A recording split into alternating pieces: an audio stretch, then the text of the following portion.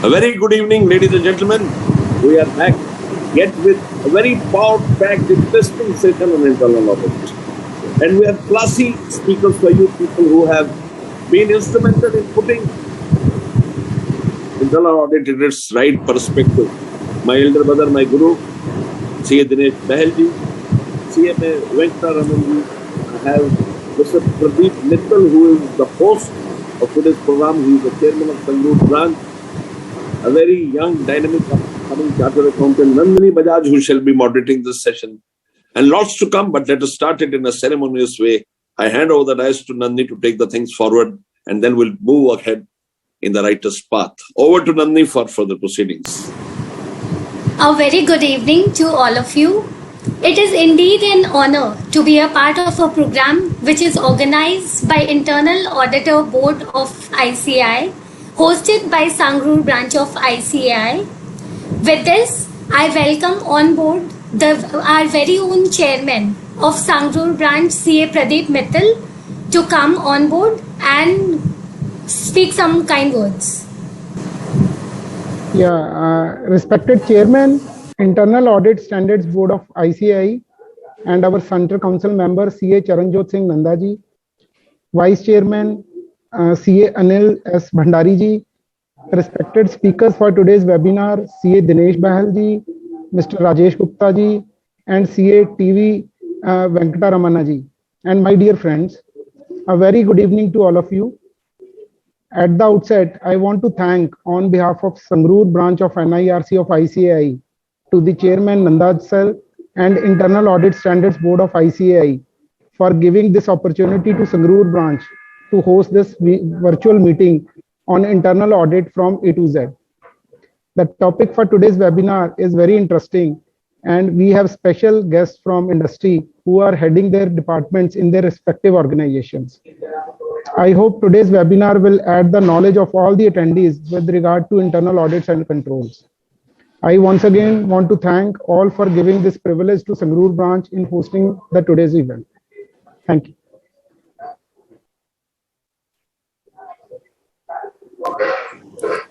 Thank you, sir, for your kind words. Coming next is a person who does not need any introductions. He is the member of the Central Council and Chairman of Internal Audit Standards Board of ICAI. He was the member of Quality Review Board set up by the government. He was the Chairman of Women Members Empowerment Committee of ICAI, Chairman of Professional Development Committee of ICAI, and many more committees and associations. So everyone, please welcome our very own CA Charanjot Singh Nanda on board. Sir, we request you to say some words. Thank you. So very good evening, ladies and gentlemen.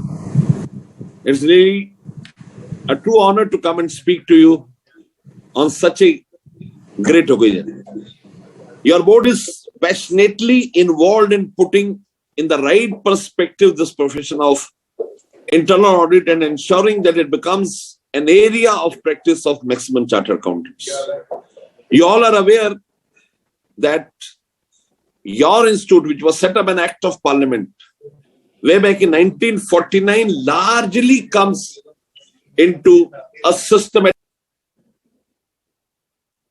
which systematically transformed the entire thought process which the chartered accountants are ultimately taking it to newer heights. You all are aware that 1st July is the Chartered Accountants Day. And on this 1st July, we finished 72 glorious years of service to this great nation. And today we have stepped into the 73rd year. Two important decisions which were taken on 1st July. The first decision, any student who unfortunately loses any of his parents will not need to pay the course fees. And this is for next 2 years also. So if in case any student loses his parent, ICAI will not charge a single pi as fees. And second thing, Mr. Venkataraman, I'll give a good news to you also. The Ministry of Corporate Affairs formally wrote to us allowing us to set up multidisciplinary partnership firms. Now with Mr. Bahal, I can also be a partner. You can be also a partner. Any advocate can be a partner. Any architect can be a partner. Any ICWAS, CS, engineer Anybody can be a partner. We have allowed this. This is reality. And with this, we have just started so many seminars now on networking and multidisciplinary partnership firms. So not taking much of your time, I have to go and make my presentation, my keynote address. Give me a second, I shall go back on that. Give me a minute.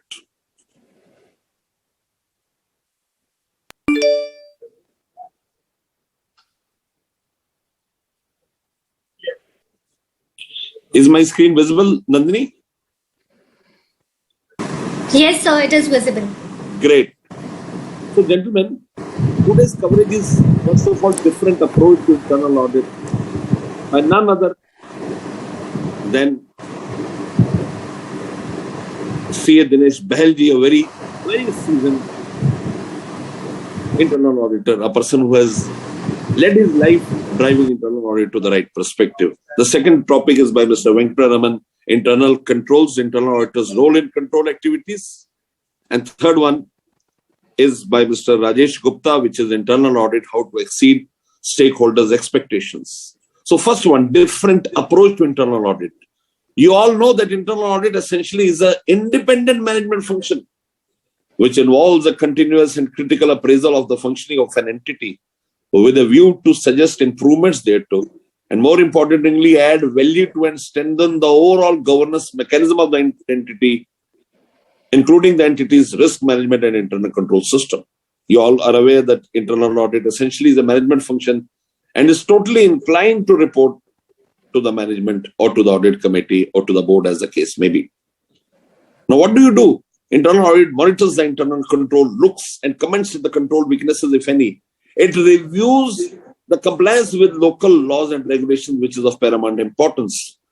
It takes care of examination of financial and operating information and advises the board so as they can stay ahead to their competitors. Governance is one of the great areas where internal audit contributes a lot. Risk management is again a very important area of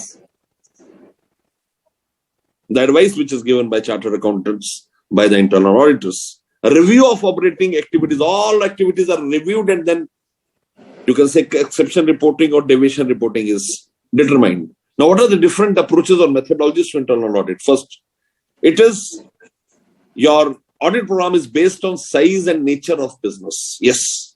It is based on risk assessment and planning, which is very important. It is based on project execution. It is based on stakeholder reporting. You are aware, SIA 4, ICAI standards on internal audit, and SIA 9, which speaks on communication with management, which is very important. How the expectations of the stakeholders, the management, the clients, the stakeholders, the regulators, the governments are met. Internal auditors, when you speak vis-a-vis the management expectation, the management expects them to take care of compliance with local regulations, adherence to internal policies and procedures. Rather, it becomes an imperative duty of the internal auditor to resonate the management's perspective, the management's vision and mission to the person working there in order to achieve whatever the management has desired. Strengthening internal control environment and effectiveness has to be robust. Accurate financial reporting, which is again very, very important. Detection and prevention of fraud during the course of internal audit. Protect companies' assets. Yes, protection of shareholders. Value is very important. Benchmarking with best practices of the globe. The more you understand what are the best practices, you need to adhere to them and put them in the right perspective and ensure that return on investment is at the highest level. The second session is on internal control, internal auditors' role in control activities. Now, what are control activities? Essentially, control activities are the policies, procedures, techniques, and mechanism which ultimately help the management to reduce risk identified during the risk assessment process. And in other words, control activities are actions taken to minimize the risk. It can be preventive or detective. Commonly used control activities are authorization. You take care of the authorization, whether the right person is given the authorization, whether there is no trespassing. Review and approval of all the things, whether review is being done and whether approval has been obtained. Verification, reconciliation, physical security over assets, segregation of duties, education, training, coaching, performance planning and evaluation. These are the commonly used control activities wherein the only objective is to ensure that nothing moves out of the rule book, whatever has been defined, whatever has the permission of the audit committee, that only is being done. What are the limitations of control activities? Areas where human judgment is required. There, the control activities at times become on a lower ebb. There are certain breakdowns. At that time, you have to surpass the control activities. The management takes an override, stops you from doing the thing as per the rule book. Collusion in case of fraud. There is collusion between two persons, maybe a very senior official with a person from the vendor's team or with the person who takes care of the payments. Cost versus benefit. Again, very, very important. You start thinking of the cost and start saying goodbye to the right controls. Resource limitations. When you don't have proper resources, how would you ensure that the control environment is totally effective and robust? The third session, internal audit, how to exceed stakeholders' expectation. This is very, very important. Please understand, internal audit has so much to its credit, but it is an ever-growing profession. Every day you learn something new. You learn how to add value to the perspectives of the management. And therefore, top 5 areas where stakeholders are looking for advisory assistance from the internal audit. 1, consulting on business process improvements. When you speak of control environment, you go through entire processes, and when you run through the processes, you find areas where you need improvement. 2nd, facilitating and monitoring effective risk management, which is again very important. Risk management, mitigating the risk, determining the risk, identifying the risk, and ensuring that it does not reoccur. And in case it reoccurs, it is immediately mitigated. Alerting management to emerging issues and changing scenarios. Early signs of winning out, early signs of frauds have to be brought in. Identifying known and emerging risk areas which may ultimately turn out to be risky, needs to be brought before the management. Their appetite should be taken care of. Somebody called me the other day and said that, Mr. Nanda, please advise me a business where there is no risk. I said, my friend, I'm looking there for past 40 years. If you have, come back to me. But let me tell you, where there is no risk, there is no opportunity. Where there is no risk, there is no reward. Where there is no risk, there is no compensation. Taking calculative risks, knowing management's appetite is very important. Identifying firm risk management frameworks and practices are very important. And therefore, it becomes imperative as an internal auditor to create balance between the traditional assurance and ever-changing advisory roles. Please engage your stakeholder as a business leader. Let him determine what he intends, what are his calls from the internal audit. Coordinate with the second line of defense so that the entire hierarchy is there working in tandem with the roles and objectives laid by the management. The third and last is build excellent interpersonal skills and be ready to use them. If communication is not at the right stance, I'm sorry to say, all the things are basically thrown out. So in order to have a right communication benchmarking system, internal audit shall only be effective when the communication channels are proper, when closures or escalations are there, and more importantly, action taken reports are discussed and reviewed on regular intervals. Ladies and gentlemen, we have 3 of the best speakers, starting from Mr. Dinesh Bahalji, Mr. Venkataramanji, Mr. Rajesh Gupta ji, and I would not like to stand between you and both these great speakers, but I want to tell you that skill is the most important thing which we need to respect. And your board is very passionately involved in honing the technical skills of all the membership. Today also we have more than 2,500 people logged in. I want to tell you a small couplet which says, I'll give you the English version also for people who don't understand Hindi. It says, जो खैरात में मिलती कामयाबी तो हर शख्स कामयाब होता. जो खैरात में मिलती कामयाबी तो हर शख्स कामयाब होता. फिर कदर ना होती किसी हुनर की और ना ही कोई शख्स लाजवाब होता. The English version is that if you got success by charity, everyone would have been successful and there would have been no mention of a person who was competent, who had certain traits or who was outstanding. So ladies and gentlemen, we live in a very cruel world. It is your knowledge that is being worshipped. It is your knowledge that is being acknowledged. So I call upon you to be a part of the Internal Audit Standard Board and always get involved in bringing the internal audit to newer heights. Thank you. Thank you so much. Over to Madam Nandini for Nandini, the dice is all yours. Thank you, sir, for your precious words and time. We now move ahead to to welcome the first speaker of the day, CA Dinesh Bail. CA Dinesh Bail is one of the founder and senior partners in Sani Natarajan and Bail. He is one of the most respected practitioners in the country in the fields of accounting, auditing, and management consulting. He has served as the president of the Institute of Internal Auditors. His leadership skills and professional competence have won him professional accolades galore. Sir, we look forward to your session on different approaches to internal audit and are definite that your knowledge and insights will help in our better understanding of the subject. With this, I hand over the stage to CA Dinesh Bail. Thank you, Nandini ji, for your kind words. Actually, I don't deserve all that what you said, because I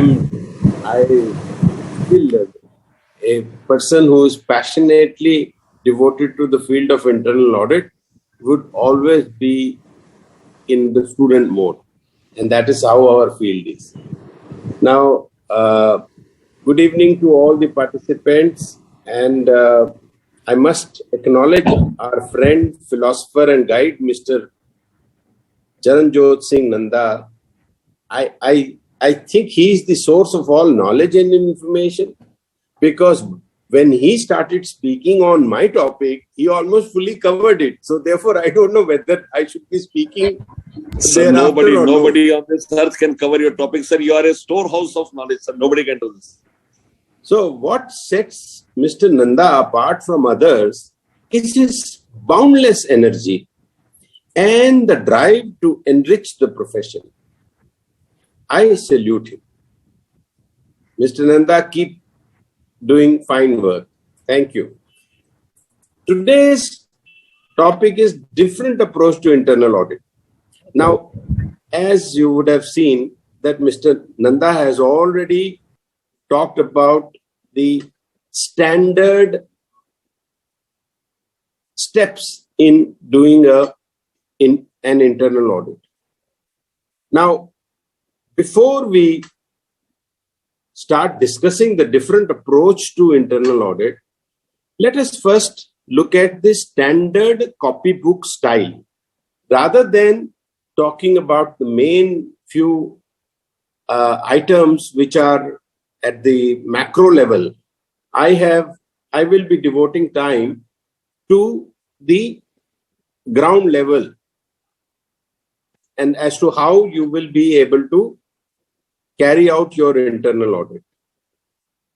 And firstly, as Mr. Nanda has also said, that you have to determine the type of organization.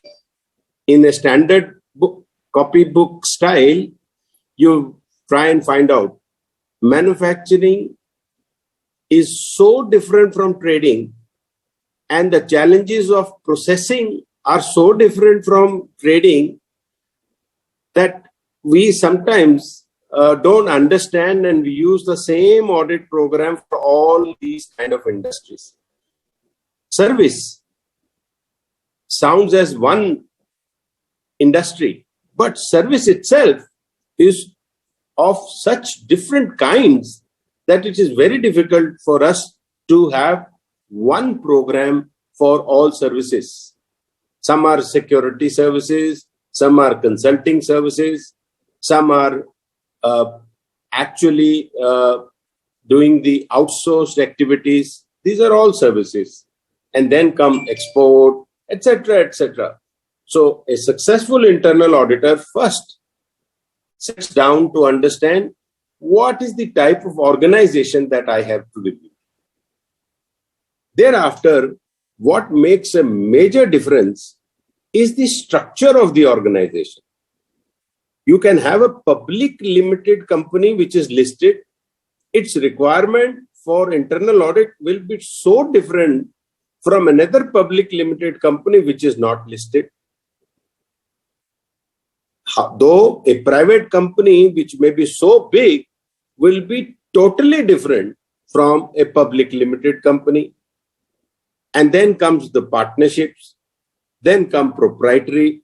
Now, why you need to determine the structure of organization? Because the entire control systems are devised differently for each one of them. For example, in the public limited company, whether listed or not listed, you have what is called a standard operating processes. They are governed through bureaucratic processes. Bureaucratic sounds a little negative, but it is how a function will be performed, irrespective of the place where it is performed, irrespective of the person who is performing, to ensure that the output will be uniform. This is the first kind of structure that you have. The second structure is in a private company where you are thinking like the owner. So you want to put in what is called result-based operating systems. Now, you sell so much, that is how the company is doing well. You book so much sale, you are getting that kind of revenue in. And therefore, these kind of things are done. Further, you can refine them by laying internal benchmarks for each function, each activity. But the third comes where you are talking of proprietary control, where partners and proprietors are the owners of the business and they are also managing the business. Then they look at controls from owner's point of view. How much is going to go out of my pocket? What is going to be my loss or gain? Oh, should I be doing this control? For what? I will check each branch, each product sale by the evening. So therefore, this is a proprietary control. Then next control comes in, which nobody talks of. And this is where I come in the different approach to internal audit, which is cultural controls. None of the auditors actually give that much importance to the culture of the organization. What is the way of taking decisions? You go through a schedule of authority, separation of duties made, you are only straightening the chairs on the decks of Titanic when the entire ship is going to sink. So you have to see that when you talk of culture of an organization, you gain an understanding into the insight as to how the owners are thinking, how the managers are thinking, and that will be very valuable insight for you to carry into your audit. Thirdly, again, if you want to go into and do proper internal audit, you have to make a distinction about the business and nature of industry. A chemical industry is so different from food and so different from infrastructure, steel, ports, roads, cement, FMCG, pharmaceutical, designing, capital machinery, advisory services, etc. The type of work they do requires a totally different approach to internal audit. Unfortunately, we only use one standard approach, and therefore we need to tailor our audit programs accordingly. For example, people don't understand that a hospital is dealing with life and death situation. So unnecessary controls over emergency requisition of medicine can make a difference between life and death. So internal auditor must have that sensitivity, understanding the business and nature of industry. A hospital perhaps doesn't go to sleep, but we forget that a hotel also never goes to sleep. It's on 24 hours. It's like in a hospital, OPD is not working after certain hours in the evening. But in a hospital, food services are available throughout the night, throughout the day. Customers are checking in, front office is active, so are all the functions that are being performed. So a hospital is no different from a hotel. In fact, a hotel is a little difficult area because then everything must work as planned. Fourth, again, this is very important because as Mr. Nanda already pointed out, that you have to look at the cost of control, you have to look at what result are you looking for, because for that you need to determine the size of the organization. There are very big organizations, then there are medium organizations, there are small organizations. I'll give you an example. In a big organization, an auditor had regularly been reporting on the wages, and he was regularly reporting on overtime payments, and he had done tremendous study that could have resulted in 20% of the overtime being saved. But the total manpower cost was less than 1.5% of the total cost. And the overtime cost was even a fraction of 1.5%. Now, an auditor is saying, I have come out with great findings. It is of no use. It doesn't make much difference. So you miss out the big ticket items. So therefore, you have to look at the big, medium, small, that is the size of the organization before you finalize your audit plan. Now, as Mr. Nanda also pointed out, what we do is to determine the scope of the audit. So what are the critical risk areas? You need to first do, maybe you can, in a large organization, you can get the already risk registers, their statements on the risks that the operations of the company face, like that. But sometimes you don't get. So you have to understand the industry and then work out that what can go wrong with the given control structure, with the organization structure, with the kind of industry that it is placed in, and then determine what are the key controls that must be reviewed by you rather than all the controls. In fact, some managements are so guilty, they are going for a comprehensive review, full year of internal audit. And when they come to us, we tell them, sorry, we will not be able to do so much work because it is of no use. So they get confused. No, this must be done. This must be reviewed. Why? Is the question that you must ask. Similarly, very few people, very few internal auditors are communicated by the statutory auditors as to what their requirements are.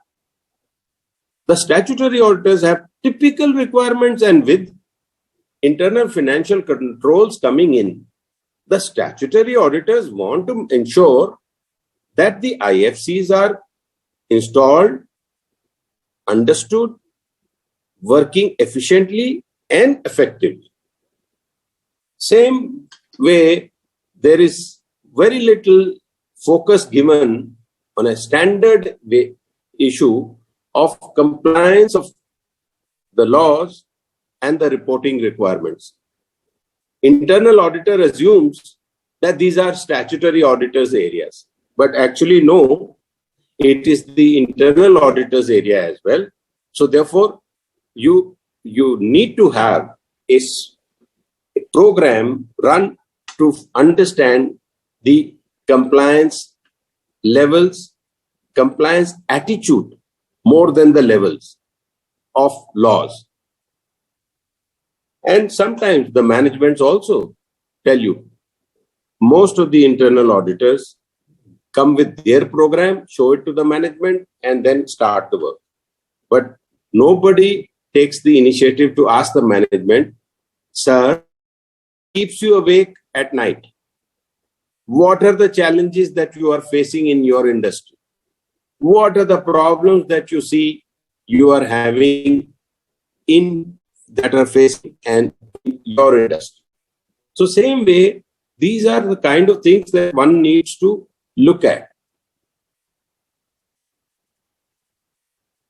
Now, I just got a WhatsApp forward.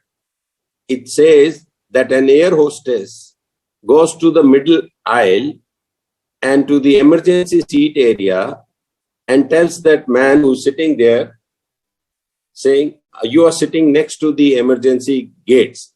He says, yes, I know. I have traveled many times. I know. He says, sir, but you cannot sit here. You will have to change your seat. So he says, why? So she says, you are a chartered accountant? He says, yes. Sir, the emergency gate has to be opened in the first attempt.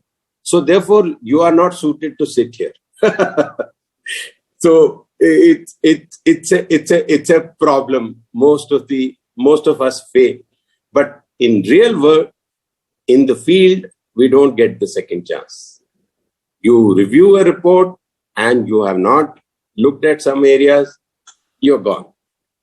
So therefore, I have chosen the day today to speak with you as to what kind of issues most of us ignore or not give enough attention. One of the problems, if you go through the entire list of industries which have failed and where huge sums have been wasted, you will find is only because internal auditor dutifully has been reporting the problems, but the management has not taken any action on them. The first question that an internal auditor must ask is that why the highlighted problems are arising again and again? Is there something wrong in our recommendation? Is there something wrong in our understanding? Is the management very lax in implementing the thing? Or is it by design that they don't want to sort out these problems? So, first question is, as an internal auditor, you must focus why these problems are coming again and again and year after year. A doctor's job is not just to dispense medicine. A doctor's job is to make sure that the patient is cured. Now, how do you do that? Because if you don't ask, Kim, I have been giving you a mixture every day and you are still coughing after 15 days. Either my diagnosis is wrong or you are not consuming the medicine that I am giving. So that is why I say that internal auditors, after having done all that structural planning, must address this particular issue as to why highlighted problems are arising again and again. Maybe there is a need for a technological solution. Maybe there is a need to check the will of the person.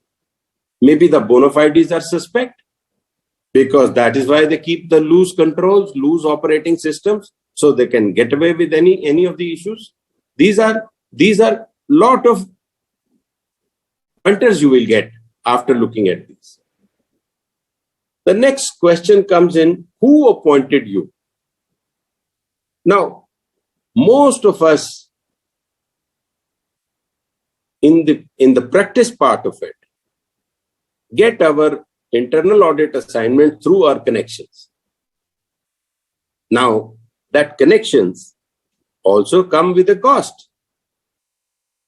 If you know the management otherwise, or you are related to some friend of theirs, there is an unspoken obligation on you. You can't be fiercely independent. You can't be fiercely critical. Satyam case, I came to Hyderabad. I spoke with their chief of internal audit, who incidentally a year ago only had received the best internal auditing work in the world as a trophy. And when the fraud hit the news, and later on they started combing through, and they found that the chief of internal audit 20 years ago used to be an accountant in the textile operation being run by the Raju family. So therefore, it makes a lot of difference as to who appointed you. I personally think that where audit committees appoint you, then that is a better situation. However, in reality, it is never the audit committees who say, bring so-and-so professional and appoint them as the internal auditors. It is always the management. And if it is management, then you need to check who is pushing your case. Why are they pushing your case? Because you must understand, if there is an obligation, an expected behavior, then as a good internal auditors, please prove all of them wrong. Because you are the person who is trusted by the society, by the institution, by the profession to remain fiercely independent. Otherwise, you can't give a critical review. Then up till now, some managements have started asking us to give a certificate that we have carried out the internal audit and we are satisfied with how our findings have been dealt with. We refuse to give that certificate. We say, sorry, we don't fix the scope of our audit for a year. You fix this up. And you leave so many areas out. If you leave so many areas out without discussing with us, are you managing your costs or are you hiding something else? So therefore, you need to check which are the areas management has left out of the audit scope and why so? Question, why are they not wanting you to review this? Why are they wanting you to review expenditure on cycle shed rather than expenditure on expansion of their production facilities? Now, I go back to again. Everybody talks of lofty ideals in their management statement of beliefs, values, and whatever. But in reality, in an organization, the culture of the organization is so different from whatever is published statement. Now, how do you define culture? Culture is when the persons in the organization tend to take decisions with a certain flavor. That is, what is their virtue? That they forget. Not what is the statement given there. Are they doing what is right? And again, right by whom? As an auditor is concerned, a company must do right for all the stakeholders, which means society, regulators, shareholders, management, and the owners. You cannot ignore any one of them. So, therefore, you have to look at the culture of the organization. No, hamare saath to manenge hi nahi. Arey yaar, I'm not worried about that. You go to IBM, you go to Tata's, And you find they will say, no, this thing we will not do because this is against our culture. Nobody has told them. But they live and behave in a certain manner. That is the culture of the organization. So you need to also look at the culture of the organization. Who are the owners of the organization? In a particular case, we were presented with a very attractive internal audit option. However, the same owners were fighting a case of default for their bank liabilities and statutory dues for another company. So once, if owners, you understand who are the owners of the organization, what are their belief systems, what are they wanting to achieve, then you can perhaps do a good internal audit. 99% for the sake of temporary assignment of profit, please do not take up such assignments. And do not work in an organization where your position is not respected by the owner of the organization.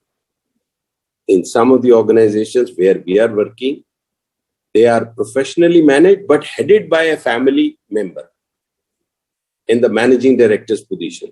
But believe you me, the managing director minces no words. He will take anybody to task if the controls are compromised in any manner. Because he says, if I have delegated management, if I have delegated the responsibilities also, therefore the control responsibilities go with the delegation of power. So therefore, as owner, they take such enlightened view that you are happy to work as internal auditor. So you must understand who the owners of the organization are. Now, you want to do an effective internal audit. So you must also look at what are the challenges of the industry in which you are. You may be doing all your copybook style, you may have answered all the questions, ticked all the boxes, but if you had not understood what the challenges are in the industry, perhaps you will not be able to do a good audit.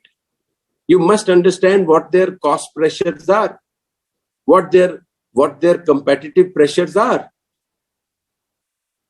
how they are still using old technology, how they are losing their market share. Why is it that they are not able to compete? So if you don't look at the challenges of that particular industry, you will not be able to do a good internal audit. Another very key area that I have found is the area of job rotation. I am so many times surprised that the same person is continuing in the same function and role for 15, 20, 25 years. For what? Every time I question this, they tell me, oh, we don't have anybody else of that level. Arey, you have never developed anybody else for that level. Even if you're given one or two persons, the other fellow has very cleverly failed them.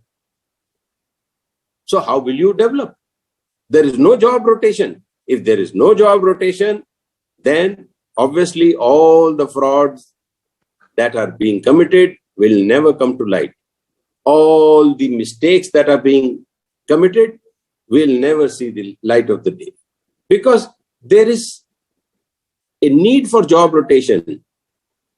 If you, in large corporations, in so many large corporations, I see that finance head is rotated to HR. Why? Because at a certain level, you must go beyond your discipline and look at the company as a whole. And the moment you make the change of accountant A from one branch to B branch, then lot of exposures come. Oh, sir, in advertisement expenses, he is asking us to pad it up, or this is happening, that is happening, that IOUs remain pending, and all the sort of things that will come to light if you will make a job rotation. Without a job rotation, in one of the companies, we found that there was a system whereby the person will receive the check, keep it in the drawer. His understanding was, unless somebody forces me to start collecting and showing, making noise, I will not deposit this payment. Whatever is the differential of the interest cost, you please hand it over to me. And that is what he had a tie-up with certain vendors and suppliers. Now, unless you look, I am not saying that every job rotation is good. I am only saying when there is no job rotation, you smell a rat. You see what is happening. Sometimes in the course of your work, you will find that certain managers or employees have disproportionate power compared to their rank. Why so? Why so? What is so special? What is the reason? Because then when you start digging in, you will find they have a special line with the top management or the owners, or that they are carrying out certain decisions of the at the behest of the top management. And therefore, they seem to have more power than their position requires. And everybody knows, hey, isko mat touch karna, ye management ka aadmi hai. That is how they come back to you. And management ka aadmi hai, he is performing a job. That job, internal auditor should be oblivious to all such issues. But his ears must stand when he sees how come a lowly employee has more power, a lowly manager has more power than even his boss. So that should ring a bell. Now, it's a very difficult area. A lot of noise has been made recently also. And I think all the well-meaning reasons behind choosing independent directors for large companies has really not worked. Because how independent are the so-called independent directors is sometimes I wonder. I'm sorry, I am now, I have completed more than 40 years in the field of internal audit. And I still feel that the independent directors by far are not so independent. They are actually there because of their connections with the owners. Now, we must also look at the related parties. Actually, when we look at related parties, we look at related parties only from the point of view of reporting and making sure that the compliance of disclosure is taken care of. Actually, we need to go a little deeper into it. Why is related party being preferred over other parties, even if there is no cost difference? You need to check that out. You also need to see whether the related party is one which is producing what they are supplying or they are actually buying from the market. Because if a related party, everything on paper will look fine, but instead of, let's say, take an example of paper. They are supplying paper. The paper GSM is so different than what is stated, and nobody checks that. So you will say, oh, competitors are giving this, they are giving 5 paisa cheaper. So therefore, this is not a problem. But actually, it is a problem. And therefore, you need to, with a special lens, look at all related party transactions, not only from reporting purposes. That's the mistake, because most of the internal auditors go with a statutory auditor bent of mind. That is, we have to report, we have to disclose. So, but that is not going to solve the problem. You need to see why were they already into business before this company got into business, or they later on set up these operations, or is it because there is a way of diverting the profit? All those sort of questions are there. You need to keep an open mind. Another issue which most of the internal auditors would do well if they were going to give enough attention to it. Why, an internal auditor should ask, why is there higher rate of attrition compared to the industry? Why people leave? Your company is paying competitive salaries, and yet people don't want to go beyond 6 months, 3 months, 15 days, 1 year. Why?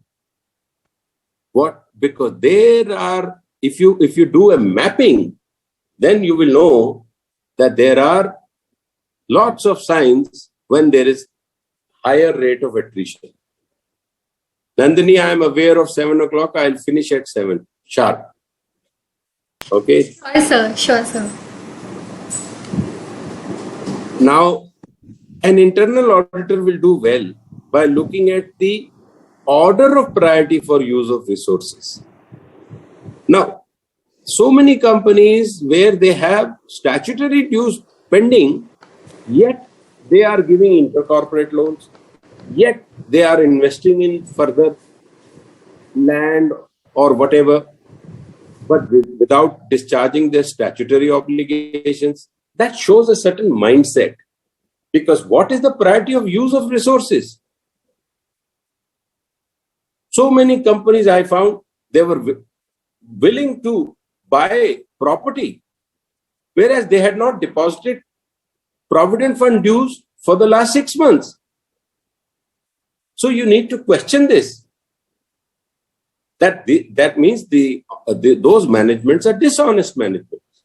So if they are dishonest, you get an idea, then look at everything that you are reviewing with suspicion. One of the things which, as internal auditors, we also need to see, I see it in real life, day after day. Statutory auditor's fees is, let's say, X. Next year, statutory auditor's fees becomes X plus 20%. And for internal audit, they say, oh, there is a lot of pressure on costs, so you will have to do less work. Your fees is being reduced by 20%. Why? You must start looking at these signs as to why your fees are also not going up in proportion to the increase in fees for statutory audit. That will give you a key to the management thinking.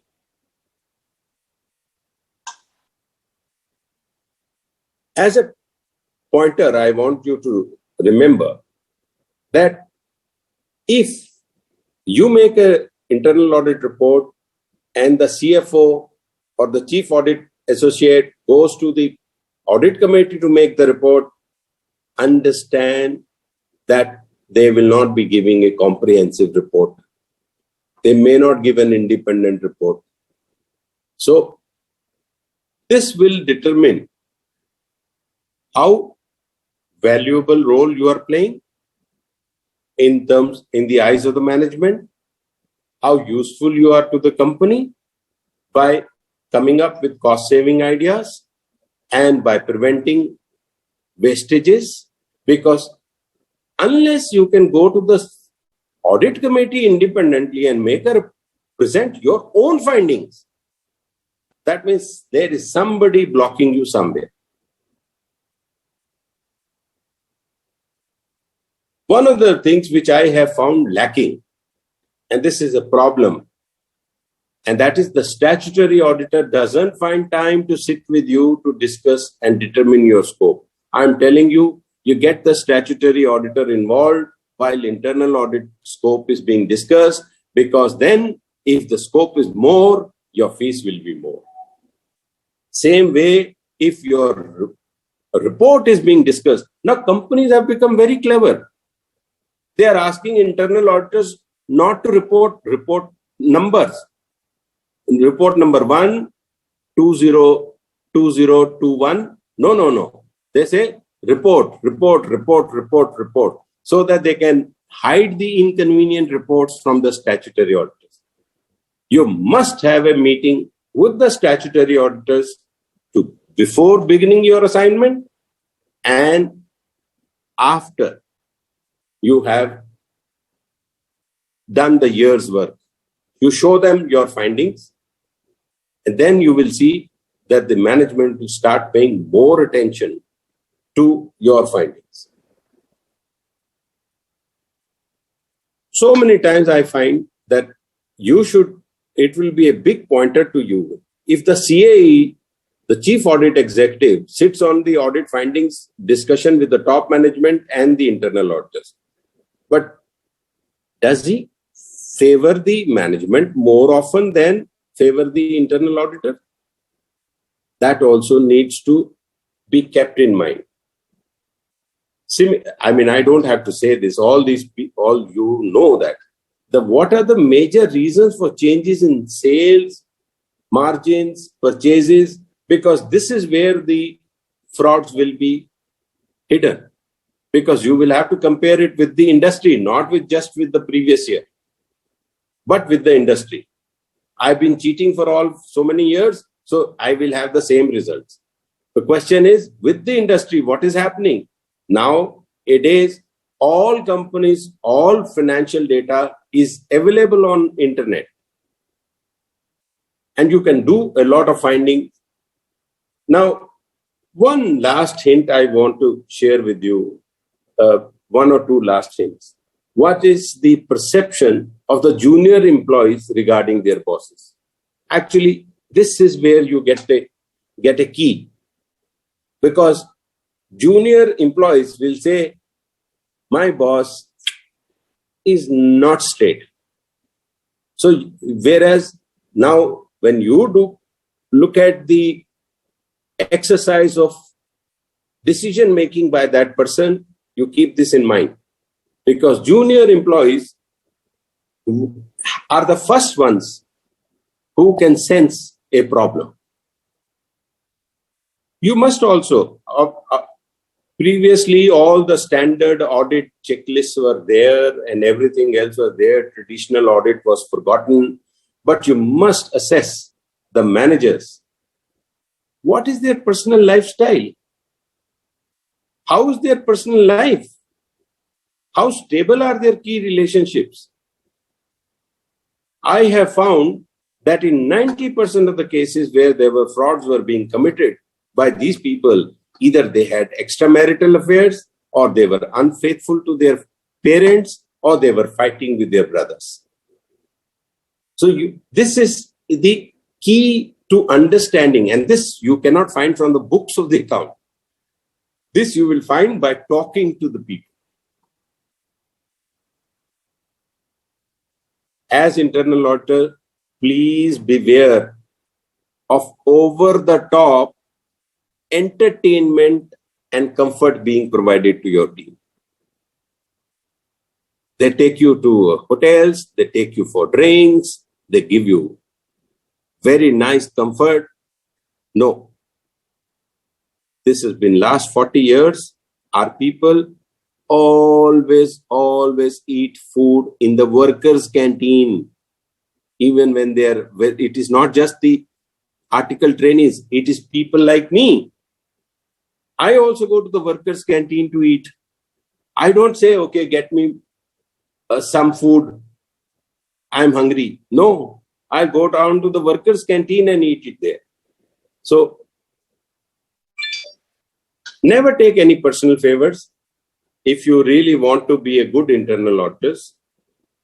And don't confide in staff members, any of the staff members. You never know. He has been asked to become very friendly with you so that you have found something wrong. Before you can even point it out, they have already fixed the problem. They come up with a new explanation. So don't become very friendly with the employees. In the end, please check the consequences, causes, and impact of your findings. Because unless you go to the root cause, the problem will keep arising again and again. I think I have completed my time. Thank you very much for your patient hearing. Thank you. Sir, the session was very insightful. I'm sure that everyone in the webinar will agree with me. We are grateful to you for sparing time from your busy schedule and the knowledge sharing. Moving forward, let us now welcome Mr. Rajesh Gupta to provide us insights on internal auditors' role in control activities. Mr. Rajesh Gupta is the head of the group Assurance and Cost Control Investigations and Information Security of SR Group.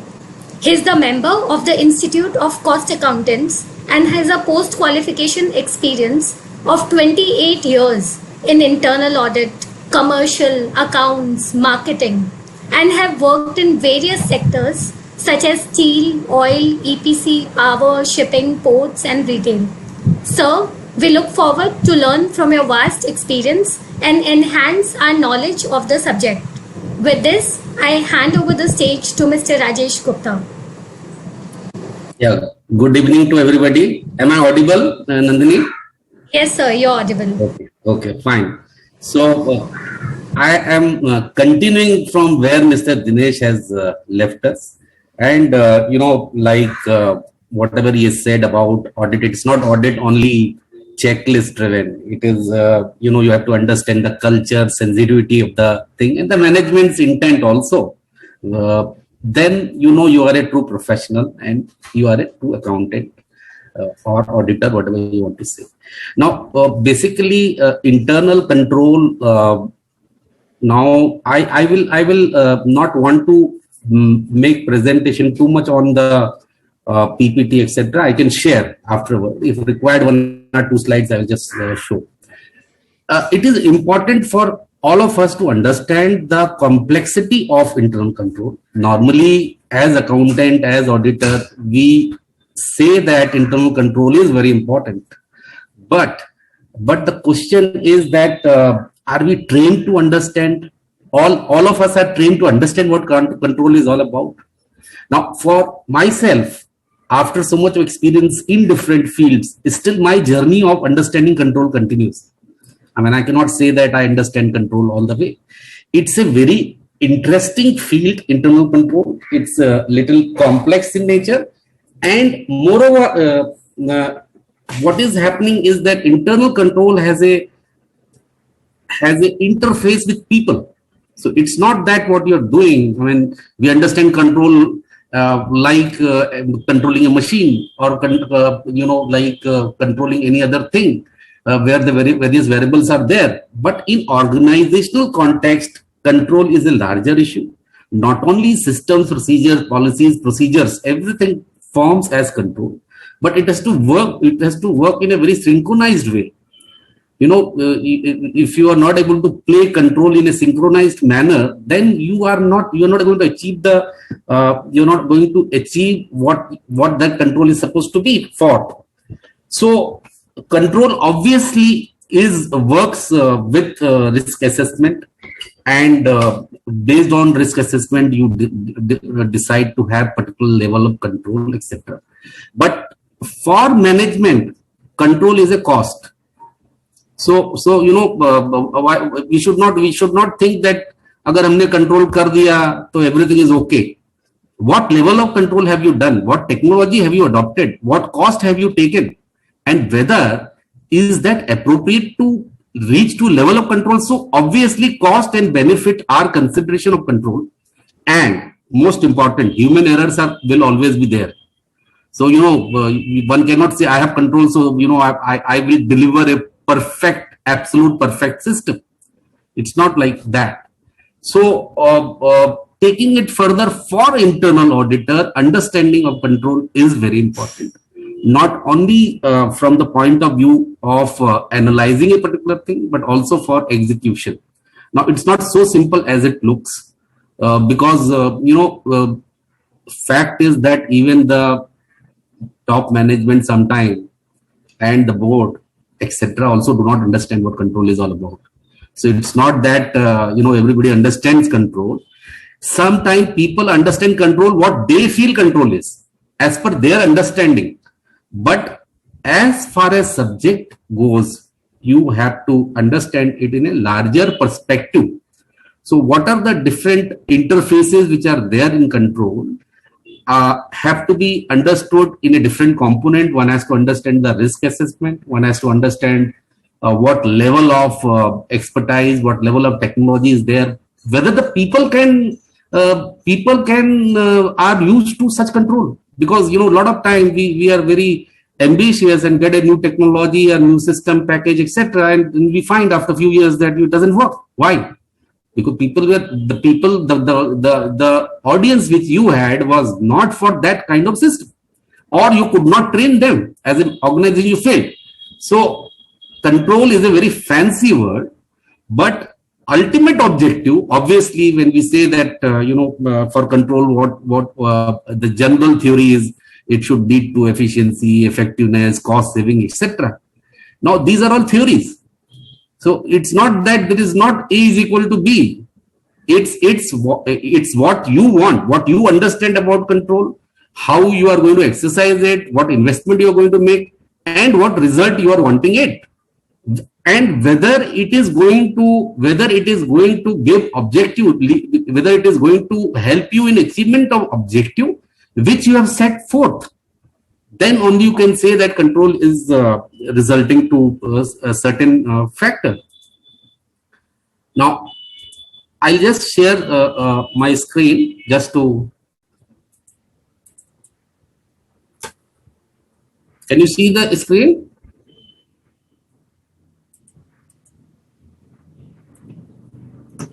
Is the screen visible? Yes, sir, it is visible. Okay. So I just, the control perspective which I was talking about, I've just tried to put it up in the slide here. So as I said, internal control is a journey. One cannot say that it's a destination and one has achieved it. Secondly, the control is dynamic in nature. It is not that today your control is X and it will remain X for a year. If your processes change, if your business change, etc., control will change. So you have to understand the dynamic nature. You cannot say that every audit same controls are there. So you have to understand controls in every audit in a context to processes which are existing. Now, the next part is you have to be innovative. Control is not so simple. You have to also, it gives you choice, because you may exercise X control, you may exercise Y control, or you can think about combination of things which can make it innovative. So, that is what interesting about control. Then controls are safeguards which protect against uninformed action by people. So if you make SOPs, if you make policies, if you make procedures, there is a chance that people follow it. Now, whether that procedure policy you made it in a correct way is a separate issue. Don't think that because a lot of time you find the SOPs are there, the procedures are there, but they don't get updated for years. And we say that SOPs are existing in business. So SOP have to be updated, procedures have to be updated. Otherwise, you will not be able to have controls. Just by having policies, procedures, SOPs, controls cannot be guaranteed. It has to be updated and it has to be understood in a correct context. Now, control helps managers, whoever are the managers and auditors, audit heads, etc., to understand where the focus lies, where the internal audit focus should be there.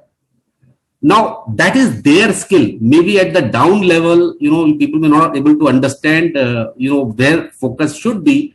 But as leaders, the control gaps have to be understood. And to train the people below you so that they understand control. Now, as I said, there is no absolute control. Every control is cost benefit, and it has probability of error. Now, I'm not going into this. Everybody knows that what are the operational efficient, basically control objectives on the operation sides are efficiency, effectiveness, and safeguarding assets. And on the reporting, reliability, timeliness, and transparency. And compliance, obviously, you have to comply with it. So these are, see, roughly, this is only a model that you can say these are the objective, but there will be a lot of larger context. Control has much more to deliver. Now, standard control, we understand, we say that you should have an objective, you should set up performance standards. But, how many of us are able to set performance standard for all departments? Now, a department like HR, what is the, whether the companies have defined how HR function should be evaluated? Is it only by recruitment, or is it only by training, or is it, how will one evaluate whether they have been able to build a good culture? Mr. Dinesh was talking about so much about culture, in which I agree. Now, can HR be evaluated whether they have been able to build good culture? I don't know. So, performance standards are one factor. Then design reporting, when you design a control, are you taking all relevant people with you? Are you understanding industry, as Mr. Dinesh said, benchmarking the practices with industry? Otherwise, your controls are not effective. You may say, I have all the controls, but they may not be effective as per the delivery, as per the objective of the organizations. Then again, coming to actual performance, are we able to measure all actual performance? We may have very fancy tools to, of HRs like balance scorecard, etc. But do we actually able to measure performance of operations or any other functions or marketing, etc. up to a core extent level? No. A lot of performance evaluation is also, a lot of subjectivity happens, that we all know. So basically, control model says objective, performance, design, performance, and then what is the difference between actual and standard, and you take action and correct. This is all theory. It's not that easy to have a model. It is only on, you may conceptualize it, but it's much more complicated than what it looks like. Now, these are the components when we say that what are the components of control environment. So what are the components of internal controls? So now some of the the components here are control environment, risk assessment, control activities, information and communication, and monitoring activities. That means what? Any control you have, if you do not, we'll see in detail little bit about what is control environment and what is control activities in internal audit context. But as such, any control function, once you design, you have to do risk assessment, you have to find out what is the environment, you have to have information and communication support, technology support, and then whether the control is working or not working, you have to monitor it, you have to track it. So these are the essential component of any control. So if you see any activity which you want to evaluate whether that control is effective or not, you can do the test. Test not only of whether the control is in place, whether control is working or not working. Now, as Mr. Dinesh said that, the culture of company, management, intent, etc. are very important. Now, any control to work, first of all, it has to be designed correctly. Assuming it has got designed in a correct way, then how will it work? It will, see, the level of control will depend what cost you are going to incur. So if you adopt a technology which is 10-year-old, obviously the cost and delivery will be different. Now, for control environment to work, you require integrity. As Mr. Dinesh said that, integrity of auditor is very important. Absolutely, it is not only of auditor, because control requires entire management, all levels of management to participate if any control has to be built. And internal auditor has a very good, has a very important role to play. So integrity and ethical value of people, of various people, then competence of employees and training. As I was saying, you may have fancy control, but you may fail because you have not trained people. Then what is the management operating style and organizing culture? Mr. Dinesh is talking about the operating style and culture of organization, which is the most important thing. Now, you may invest a lot of money, you get a lot of people, you train people, but it may not work because management style is not so supportive with respect to that particular control. Now, what are the control activities which internal auditor normally, considers is basically segregation. When we do audit, we think about segregation of duty regarding access, documentation, and verification, etc. But can we say as internal auditor that if we do all these control activities, have we understood the control?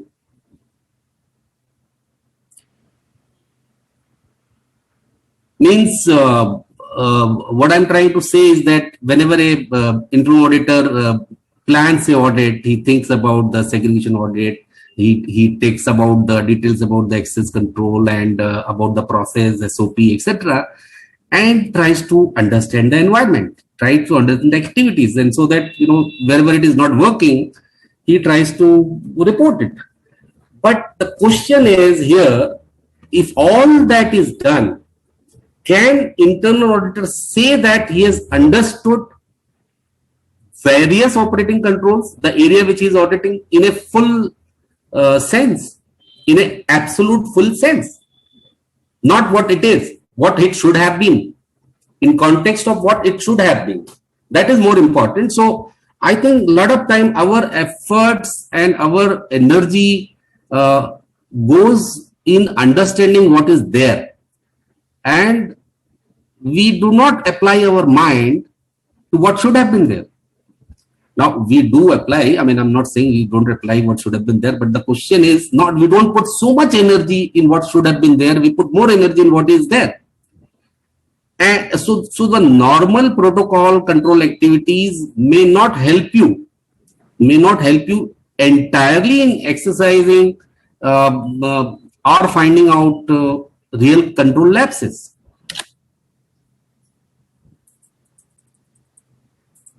Now, I just want to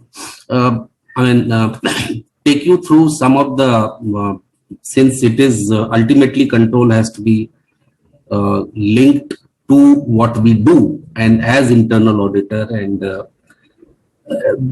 do we focus on these activities is an issue, because what I feel based on my experience in various industries and various companies and dealing with hundreds of internal auditors, a lot of time, as I was saying, that where the focus should be in terms of thinking, the focus is not there, and even if focus is there, we are not pushing management for actions that aggressively as we should for improved controls, because ultimately objective of control is for improvements.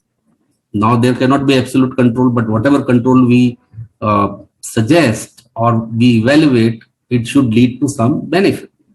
Now, first point here is that due diligence before appointment. Now, whenever we do audit with is it a vendor audit or employee audit or any survey or whatever, etc., whatever. Now, if how much attention managements are giving, okay, some background checks of employees, etc., there is a practice which companies do, I don't know how many companies are doing validation, due diligence of the contractors and vendors which are existing, or the survey agency which you have selected for verification of stock, whether that agency is capable of taking up the assignment, or only management has just arranged. I mean, see, a lot of the time the focus of internal auditor goes in quotation verifications and comparison in QCS, etc. But there's a loop that may not tell you the weakness of control. If the contractor is there and he has some relationship with some people, and he is year after year he is supplying. So have we done the due? I mean, has management done the due diligence of such vendors' background? Because people change, procurement guys may change, but vendors may remain. This area of due diligence of all the third party, which I'm not saying 100% nobody can do, because it involves cost. Again, control involves cost. But all key vendors, key contractors, etc., are we doing it? Now, you, for example, now one of the in business of coal, I mean, power plants, you have coals, and you need to test it. You need to test the entire supply chain for quality of coal, etc. And then you hire a test agency. Now, if that agency happens to be of a lower category or low standard, then you know what can happen. The agency, handling agency itself may become a bottleneck, or agency may create a bottleneck. So the question is, this aspect is very important, because even when we are doing procurement, or let's say we are giving any contract, whether that contractor has capability or not, sometimes it is not possible to know from the profile what he portrays, or the facts which he gives in tender. Now, if that activity is very big for your company, then it makes sense to go for due diligence, or you have in-house diligence team, then get it done through that. But this is a value-adding control aspect, which I feel, which is more important than verification of quotations and QCs. Second, coming to key controls in procurement part. Now, while we do procurement audit, we talk about rates, we talk about quotations, etc. But there are other issues in procurement which are very important. For example, what is the structure of procurement team? How many years are they experienced? Do they understand technical? When they are buying so much of technical material, and if you don't understand technical, then that means the users, whatever are saying, they are executing. So team structure, then whether the teams, like in a large network of where you have multiple locations, whether you should have everything decentralized, whether you should have everything centralized. That's very important, because centralized, you may get benefit of volume, or you may have more transparency. Similarly, in computer package like SAP, we have release strategy, but how many times do we review the release strategy? How many times we try to put the limits there, or we see whether the same persons are using the releasing, or it's just delegated down the line. So then obviously procurement, you should also have a pre-audit strategy, because you're doing procurement audit once, let's say twice in a year, may not serve much purpose, because unless you have a certain pre-audit, that is before transactions, are you controlling it? Are you improving the processes? So pre-audit is not that rapid, you are trying to repeat or catch the mistakes which are happening frequently. It means that you are ensuring that processes work for larger transactions, etc. So I feel these are the larger control compared to the normal traditional procurement controls which internal auditor looks at. Internal auditor will look at how many POs have not got closed, how many time it has taken from PR to PO, and things like that. But whether those data analytics, etc., are effective is a question. And what kind of control are they addressing? business also doesn't give much importance to such observations. So we see it may not be easy for internal auditor to look at more management control part, because here you are questioning the decision of management. But if you question, why not? Like here it is not listed what Mr. Dinesh says, job rotation. It's very important. Again, if you are not rotating the team in procurement, what about his affinity to vendor? I mean, so these are very important one. Thirdly, coming to delegation authority as a control. Now, again, based on our experience, etc., and what we find is that delegation is a very important tool. The limits of the amount limits for various activity, let's say write-off or capital investment or whatever. Here, the internal auditor's role is not only to take the limits which management has given or gone to board. Internal auditor can, while the delegation authority getting changed or updated, he should have his own opinion. He should tell the board that we feel that certain activity should come only to the board, not to CEO, or CEO delegation should be curtailed. Now, if we find that delegation, after having certain delegation, the particular CEO, CFO are misusing it, we should go back to board and say that this delegation is not working. Let's have much more stricter control.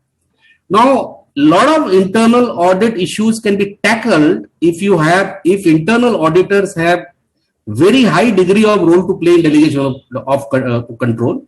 That means even in deciding all areas which should be there in delegation authority, right from write-offs to sale orders to margins, etc., everything where internal auditor can.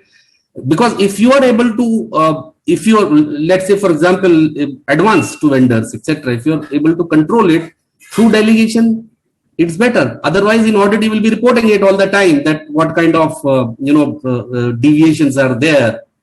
So, delegation authority control is very effective, and I feel internal auditors' role is very, very crucial in trying to not only agree with management but also disagree with management. Go to the board and say that management intent is just to have controls, and they are not effectively controlling it. See, you may have delegation, and if you effectively control, fine, no problem. But if you are misusing it, then definitely they don't deserve to have that delegation. Then coming to the fourth item is communication about the whistleblowing helpline. Now, while obviously the frauds, etc., I've been looking at this area from long time, and whatever controls you improve, if people collide, etc., it may be difficult to find it. So you should have a very powerful mechanism of whistleblowing. Now, nowadays in companies we have third-party whistleblowings where the KPMG, Deloitte, etc. are managing the. That's a good tool. Obviously, cost is there. As I said, every control has a cost. But if you are able to have a very transparent whistleblowing helpline, communication to vendors. Otherwise, in normal whistleblowing policy, vendor may not know whom to approach. And they have an independent channel if the third party is there. So this is, I find it as a very good control exercise.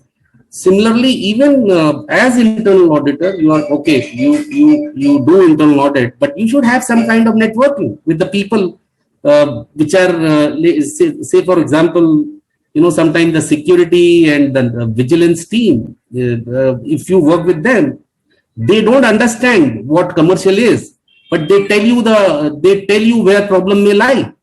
So as internal auditor, it may be helpful to you. See, everything what is reported to you, you may not be able to convert it or you may not be able to review it. But if there is serious concerns coming from various sources, definitely you as auditor need to focus in this area.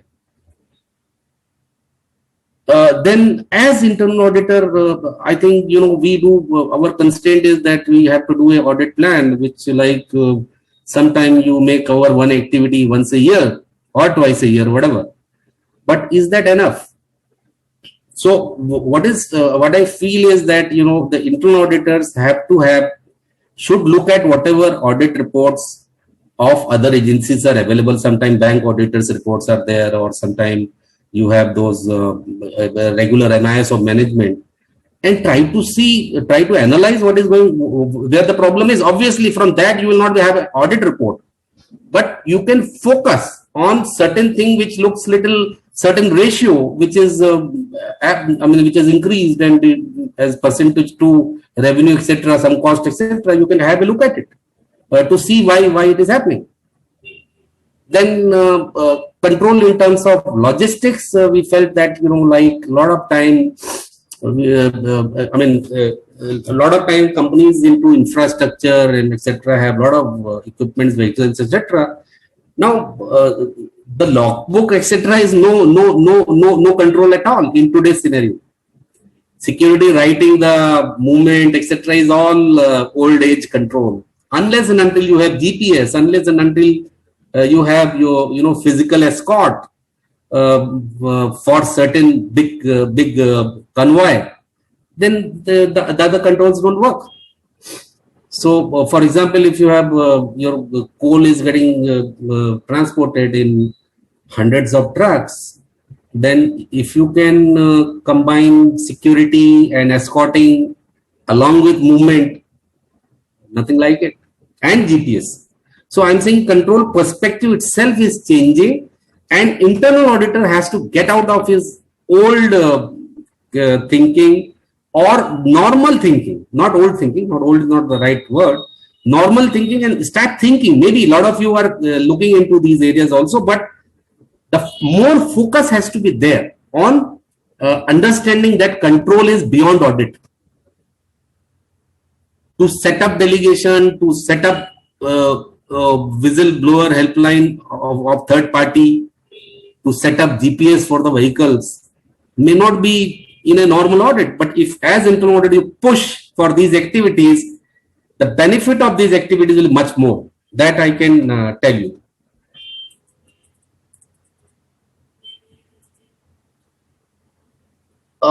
Similarly,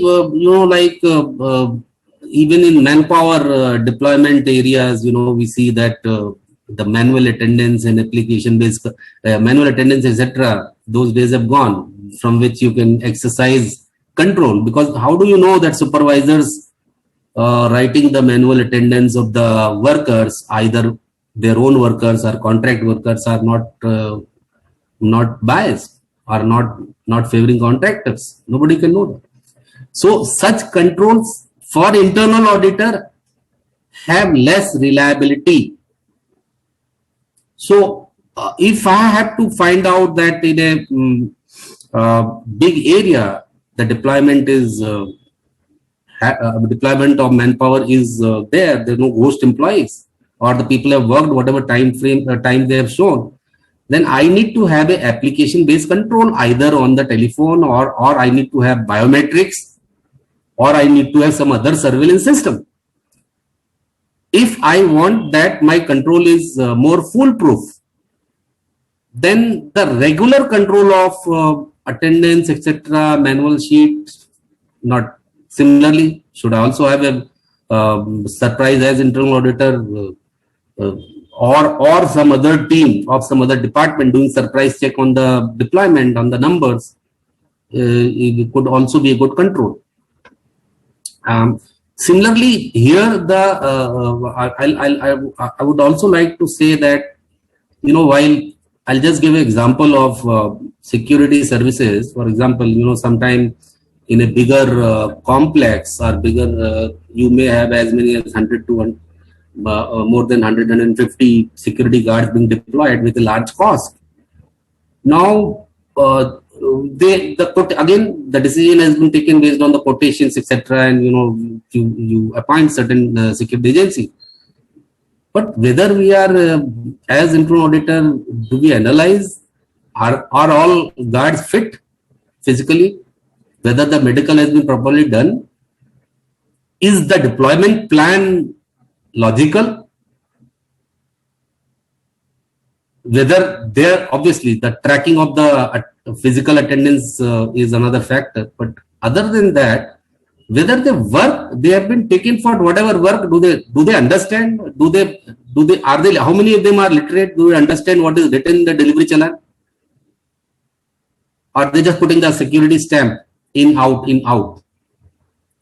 So for us, anybody doing a security audit, looking at security rate, etc., looking at the quotation, etc., selection, etc., is only one part. Second part, you will see whether it is effective in terms of control. So you have to understand what controls are required. So next area, I mean, these are some of the examples which, based on my experience, which I felt that even after several reinforcement with, commercial and audit team, the gaps remain. Okay, improvement does happen, not that improvement doesn't happen, improvement does happen, but you have to keep on fighting with management, you have to keep on pushing it for controls, because control has a cost. Again, I am saying control has a cost, so which not all management at all the point of time may be able to take it. Similarly, this is not stated here, but like oil companies, etc., gas and oil and all that, everything is measured on flow meters, the inward, outward, and the how much quantity is given to the customers is measured by the flow meters. But supposing your flow meters are old technology, what happens? Or some of them don't work, you have not installed, because the cost is there. So, but then if you do not have that, how can you say that what percentage of leakage has happened? It may happen. So as far as inventory management and control is concerned, it's not only physical verification, it is also what kind of policy you have. Do you classify inventory correctly? Do you verify it? Have you defined slow moving, non-moving correctly? What happens? Have you defined reorder level?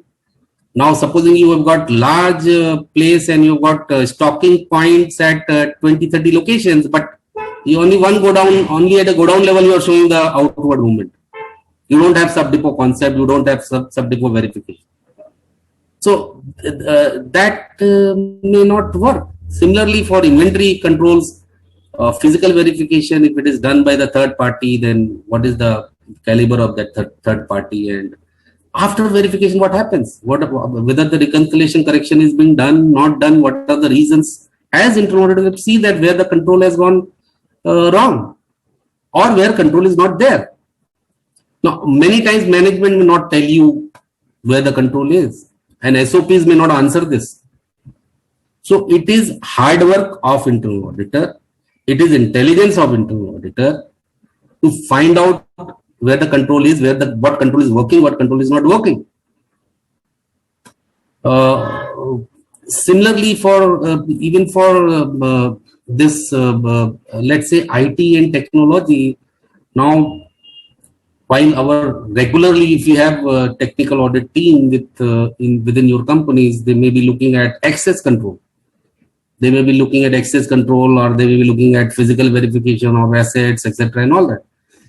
But have we questioned for the design level controls, in the sense, if some software and applications are being bought, can they be aligned with your existing software? Whether the technology selected is up to date, state of art? Now, these questions we may not be able to answer sometime, but we should take help of outside IT expert and put pressure on our system. You may spend a lot of money on technology when the technology is outdated, or it is not getting aligned with your vendor's technology. You will see today it is not only your technology, you go beyond. You have to integrate certain ordering system, etc., with your vendors, with your suppliers. So it has to be, synced with that. So as internal auditor, we have to think beyond normal, even in IT and technology. Similarly, area of budgetary control, if we look at, internal auditor may check budget versus actual, etc. But the question is, do we check what kind of movement has happened in the budget, inter-department or inter-expense, or whether the profit and cost centers are appropriate, whether their design is okay. I mean, if it is you're not able to get a good feel of cost and profit center deliverability, then what's the point? And up to what extent the budgets are controlled, and what is the duration and timeliness in activities, various activities of. So see this summing up. I'm just I can go on and go on in this topic, and this topic is very complex. 2-3 things which I want to sum up. One is that we need standards for everybody, everything. Whatever processes are there, sub processes are there, if standards are not defined, internal auditor will not be able to check it, or the management will not be able to evaluate it. So we require parameters and standards for every activity which we do. Then also whatever controls we design or develop or evaluate, it has to take into account compliance perspective. A lot of time we may develop something, but it is not giving you any compliance related. When I say compliance, I mean compliance of the not only internal compliance, but also of external requirement. So anything you design, any process it should not happen after designing the process and making it, you realize that this process is not giving you report for defaults. Process is default, etc. So this whenever the processes and technology and control systems are designed, it has to take into account the compliance aspect as well, apart from the other factors. So I think I want to finish before time, because this topic is such that sometimes it is very difficult to stop, and somewhere I have to stop because I have to control myself, right? I have to end as per the time. I think I'm ending before 5 minutes. No, sir, you are on time. Okay, fine. This, as I was saying, as normal internal auditors, if we do not exert pressure on us, our motivation level or the pressure level, learning level, we may not be able to, even after several audits of the same concern or same company, same process, it is possible that you have not understood what is the key control. It is also possible that your report is appreciated by management. It is also possible, but still you would have or possibly missed at the key control. So for that, you have to understand the proper risk, proper environment, proper technology, and proper management philosophy, so that you can say what control is not there. Thank you, sir, for your precious time and practical insights into the subject. We definitely now have a better understanding of the concept of control.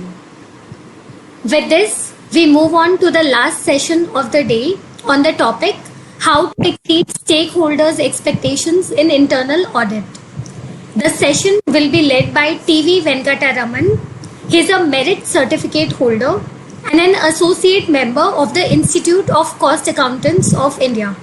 He is also a certified information systems auditor and certified internal auditor from the Institute of Internal Auditors, USA. Venkat brings with him over 2 decades of experience spanning manufacturing and service sectors across diverse geographies in the domains of governance, risk management, and compliance. In his current role at Ashok Leyland Limited, Venkat leads the internal audit and risk management functions for Ashok Leyland and its group entities. Prior to joining Ashok Leyland, he was the head of management assurance at Flipkart Group, Aditya Birla Group, and other big names. Sir, we look forward to learn from your knowledge and experience in the upcoming session. With this, I hand over the stage to Mr. T.V. Venkataraman. Thank you so much for your kind words of introduction. And I would also like to thank the ICAI, the Internal Audit Standards Board, for having set up this session today. Considering that we have had two stalwarts talking about, the various roles of internal audit and also the internal auditor's role, the role of internal audit function from a stakeholder's perspective. And, in terms of, when we say, how do we exceed stakeholder expectations, the nuances are many. So what I will try and do, and I think I have about 45 minutes to do this session. I have a very short presentation. What I can try and do is keep it as interactive as possible. I know I'm not able to see the audience as such, but I'm sure we will have some, engaging conversations as we move along. And I will also try and bring in some of my practical experiences, largely from the present role that I handle at Ashok Leyland, in terms of, what we carry out there and how has it led to, if not exceeding, at least managing stakeholder expectations. Okay, with that, let me just hook up the presentation. Give me a second.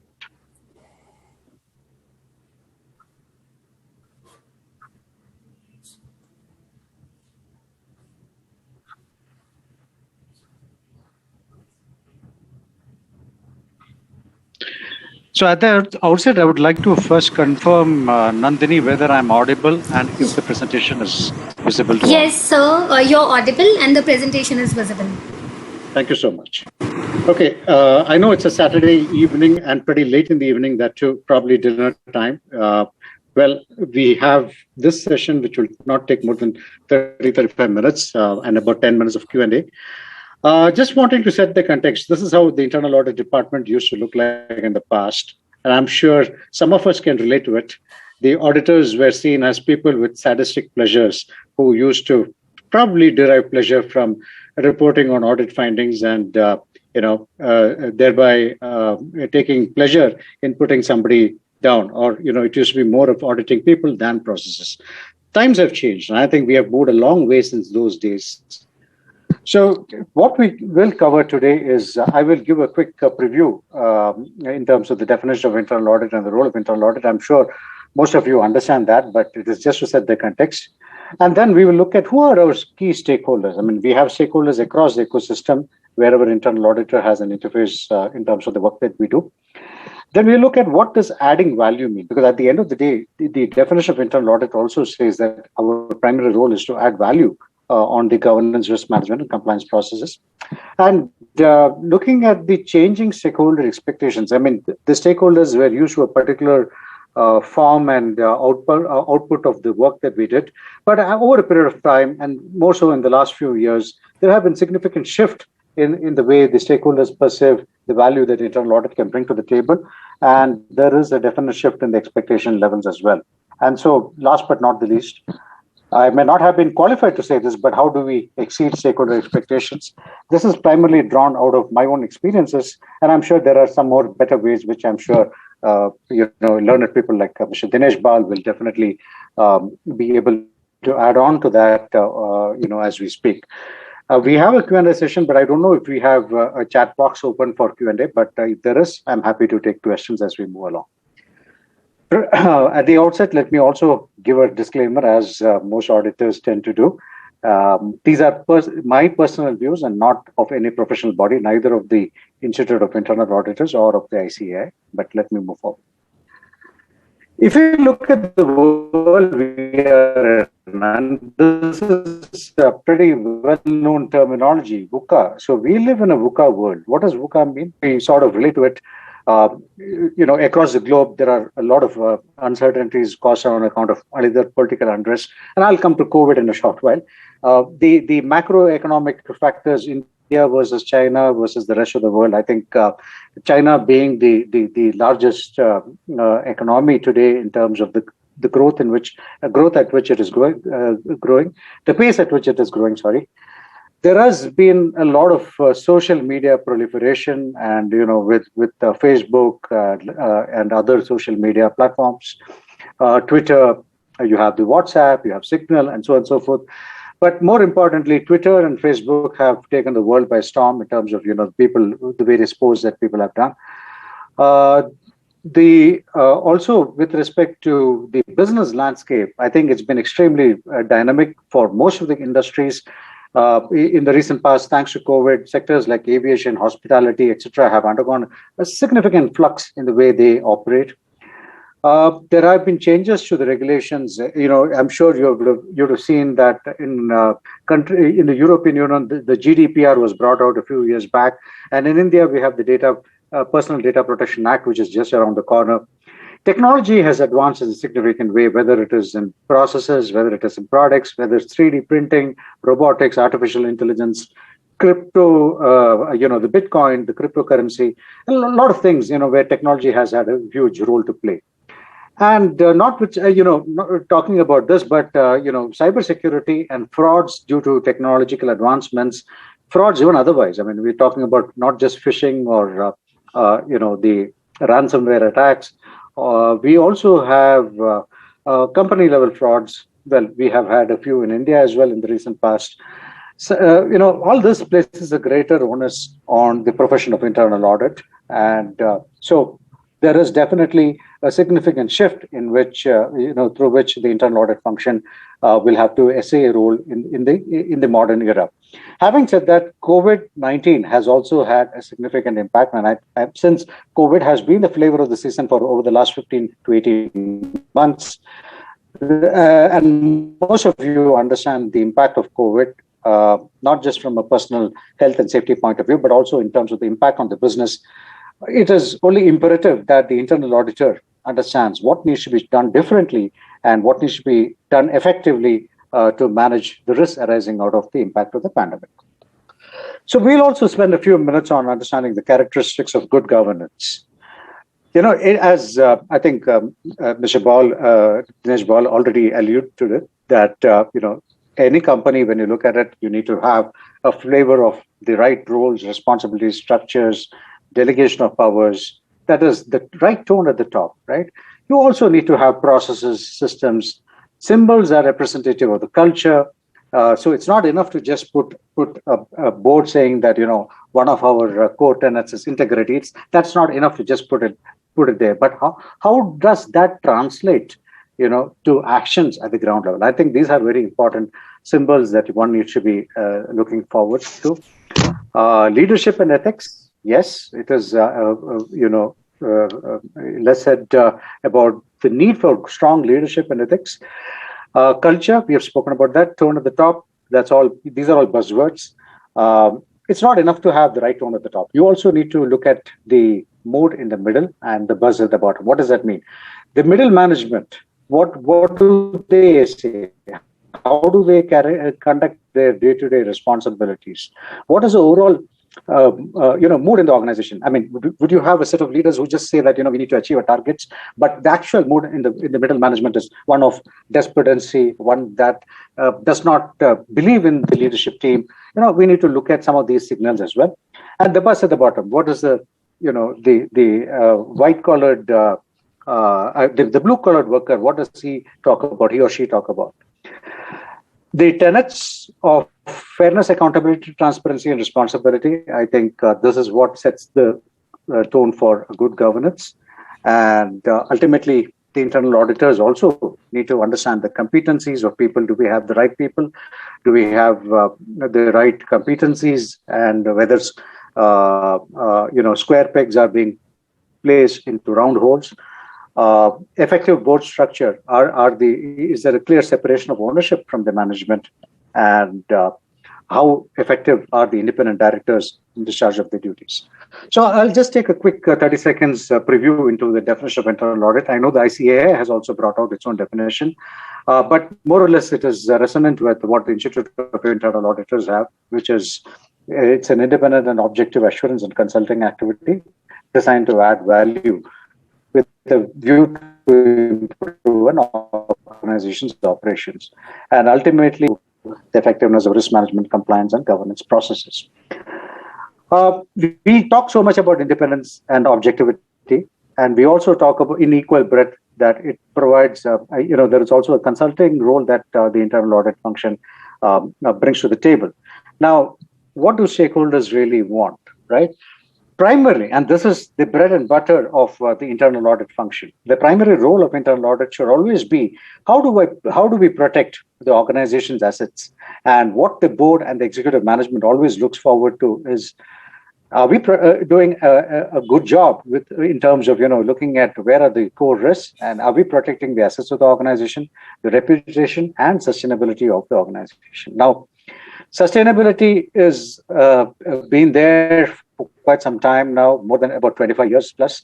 The new mantra for organizations is, for those of you who are not familiar with it, it is ESG, which is environmental, social, and governance. Now, and I just wanted to take a minute here, so to highlight the fact that internal auditors need to also move away from doing the traditional efforts of looking at processes within the organization, which is largely around the core bread and butter areas such as order to cash, hire to fire, or hire to retire, procure to pay, and all of that. All of that is the bread and butter stuff. But in addition to all of that, there is also an expectation that you will also support the organization in evaluating the risks arising from ESG, which is environmental, social, and governance aspects, which is actually probably a new take on sustainability. Sustainability is, if I talk about sustainability, is actually a subset of ESG, but there is also the governance element of it. So, which means that do we have the right the board structure, and do we have the right mechanisms to look at the risks arising from the E and the S element, and so on and so forth. The reason I thought I'd take a minute to talk about this is that, in the recent past, in the last 7-8 months, I had been working very closely with the leadership team to drive the ESG agenda. And very recently, I'm happy to announce that Ashok Leland announced, it was on the public domain, we carved out the separate committee of the board to look at ESG. So it is called the ESG Committee of the board. And it comprises majority of a majority of independent directors, with also the CEO and the managing director being part of the ESG committee. Our primary the focus of that ESG committee will be largely to look at all material ESG issues.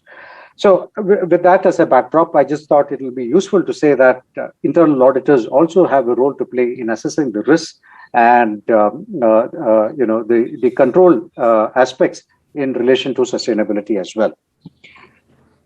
Mission, as I said a bit earlier, it is to primarily protect organizational value and by providing objective risk-based assurance and advice and insights. This is what is carved out by the Institute of Internal Auditors under its IPPF, which is the Professional Practice Framework of Internal Auditing. So let's move on to look at the changing role of internal audit. I think fundamentally, as I said, this is while we provide assurance, internal auditors will have to look at the areas which are probably relevant for business to be focusing on. So, again, I'm going to be leaving the slide here, but talking primarily from my experience. When we talk about supporting the leadership agenda, now I said about ESG, but there could be other agenda items as well. For example, when we have the annual corporate planning exercise, which is undertaken by the company, how many of us actually participate in understanding what are the core objectives, or where is the strategic shift for the organization? What are the emerging areas of focus for the business? And with that, do we have an understanding of what should be the core focus areas for the internal audit function? At Ashok Leland, I'm privy to the, I sit in as an observer in the corporate planning sessions, and definitely this gives us some idea in terms of, what are the emerging areas of business priorities. And therefore, it also gives an opportunity for us to look at the right areas upfront rather than leaving things much later. Right. So if you're talking about the movement to a particular geography, or if you're talking about moving to a particular product portfolio or shift in technology, I think it gives us that much more opportunity to look at what are the risks arising out of that strategic objective, and how internal audit can actually look at more from a risk assessment point of view, and also supporting the business in determination of new processes or other risks, which may be, which could include many things. It could be from a technology risk, it could be from a contractual risk, etc. So these are some of the areas where value creation will have to be enabled. We also can provide assistance in risk assessment of the enterprise. And I think, Mr. Charanjot Nanda also alluded to it when he began his opening address, that we have a lot of role to play in terms of risk management facilitation. As a head of internal audit and risk management, I wear two hats, one that of the chief audit executive and one that of the chief risk officer.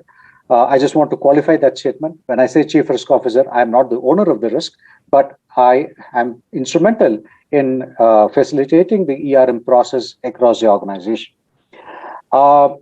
So when we talk about a role to play in the ERM arena, what it means is that the internal auditors can support the organization, and for those organizations which are still new in terms of its ERM journey, it can actually facilitate the risk identification, the risk assessment part of it, and then also help the business understand how those risks tie into the business objectives at the end of the day, and therefore the risk mitigation action plans can be drawn up by the business to mitigate those risks that are identified.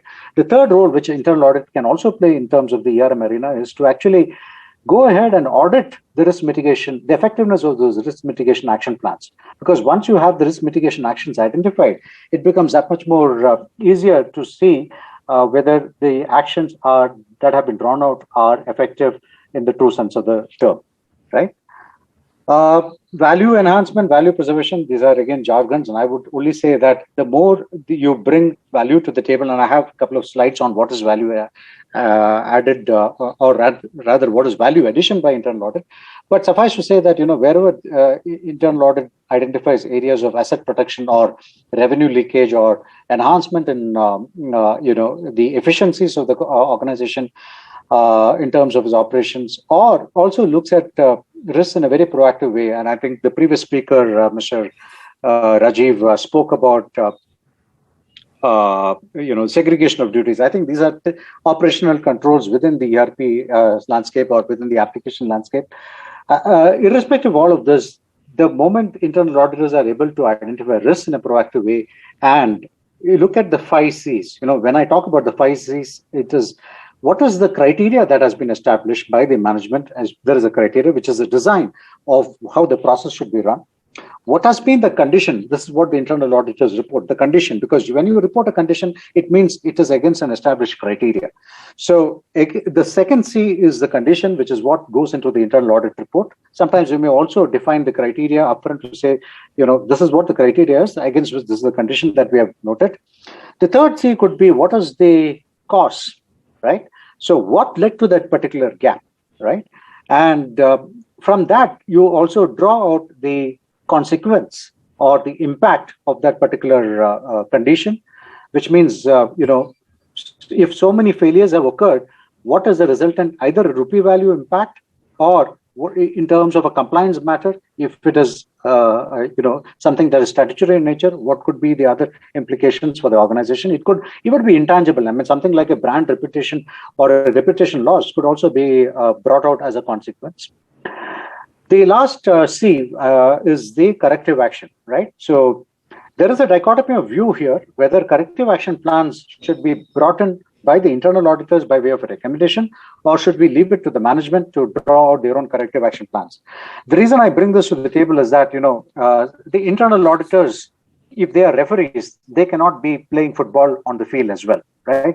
So when we recommend something, it is, well, I understand it's a recommendation, but if you insist that the recommendation should be implemented, then you are actually playing the role of the referee as also the football player, right? So it's better that we only suggest, but let the corrective action plans come from the management. So these are the 5 C's that we probably need to carve out in terms of looking at how are we adding value and how that value can be quantified and brought to the table. The newer horizons of internal audit, it's not new any longer. It's been there for the last 10 years plus now. I think data analytics, the usage of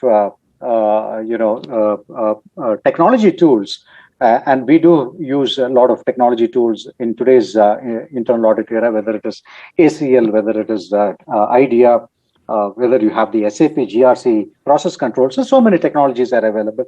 But at the end of the day, you have to use the right technology levers to make sure that the internal audit is also seen to be a productive function, right? It's normally seen as a cost function for most organizations. But the moment you showcase the value through the work that you do, using technology tools, etc., and showcasing your productivity, I think it also brings in that much more credibility to the function as we, deliver our work.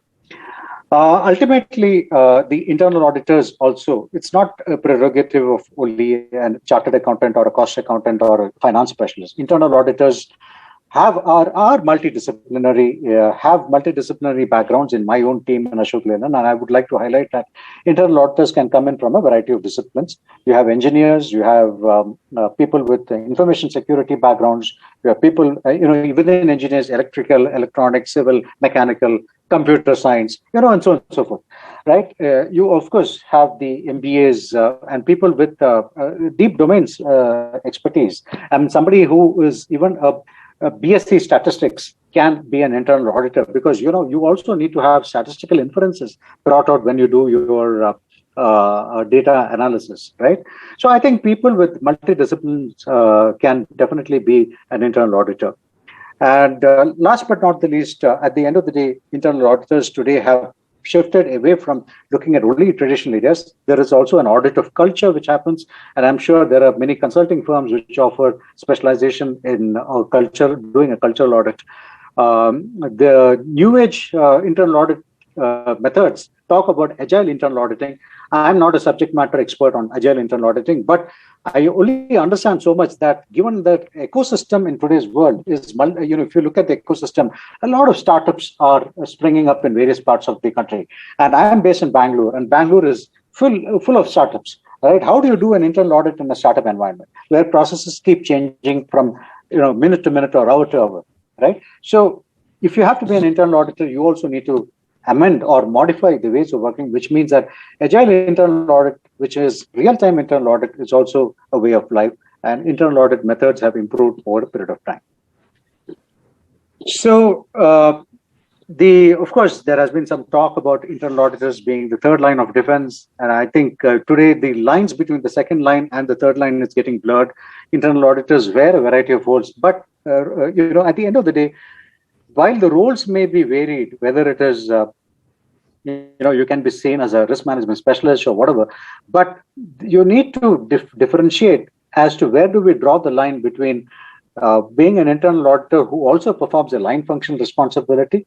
And if you are doing a line function responsibility in any aspect of the work that you're doing, I think it is important to call that out upfront to the audit committee of the board if you're a listed company or where you have an audit committee of the board, and say that because of the conflict of the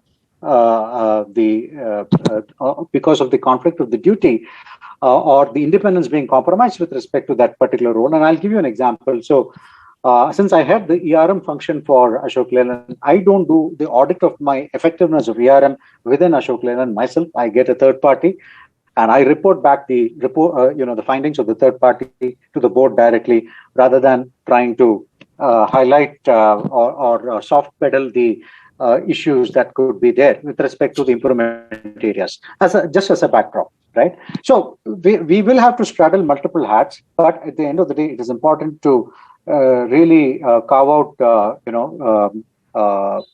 where do we draw the line?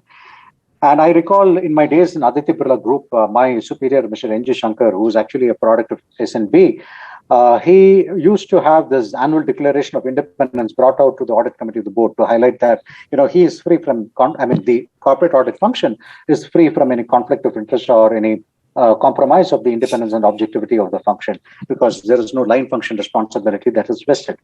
So this just to give you a bit of a backdrop there, right? So the audit function has typically undergone a lot of changes today, and I think there is an enhanced role that we play with respect to driving better corporate governance practices, facilitating ERM, looking at multiple dimensions of risk, whether it is cybersecurity, culture, strategy. Fraud risks have been there for quite some time. It's not new. but also looking at operational risk with a new microscope, which means that operations also in most companies, and specifically manufacturing industries, have undergone a lot of change with respect to the technology advancements. I mean, you go to a manufacturing industry today, they will talk about Industry 4.2 and IoT, which is Internet of Things. An internal auditor needs to be adept with understanding some of these risks arising from the changes in the technology landscape, and also be able to facilitate the right internal audit interventions for such changes to the business landscape as well. So let's move on to the subject for the day. And that whatever I have shared so far has been just a backdrop. I mean, if you look at who are our stakeholders, I think it's no surprise that you have the board or the audit committee of the board, who is a primary stakeholder. I report into the chairman of the audit committee of the board. Ashok Leyland is a public listed entity. And my appointment had happened through the audit committee chair. The executive management is a key stakeholder, because at the end of the day, you work with the executive management to drive or influence the outcomes of the internal audit work. The business heads, the process owners, I think the stakeholders are, there is no auditor-auditee relationship, but if you have to call that an auditor-auditee relationship, I would say the process owners and the business heads are largely the auditees. When I talk about executive management, it could be the CFO and the MD, who are typically privy to the outcomes of the internal audit efforts. And from an external stakeholder point of view, it is the external auditors and the regulators who are consumers of the internal audit efforts, right? I must also bring to your attention that there is a lot of interface that we have with the external auditors, right from the planning process to the quarterly deliberations with the statutory auditors in terms of the outcomes of internal audit, whether there are any whistleblower matters that were brought to the attention of internal audit, which had been reviewed by internal audit, and so on and so forth, right? They also give their own perspectives in terms of what are the risk areas that they believe needs to be adequately covered by internal audit, and so on and so forth. So there is a healthy equation that happens between these external auditors and the internal auditors. So the reason I thought it will be useful is that if there is an external auditor with whom the internal auditor has not interfaced enough, I think that dialogue needs to be enabled.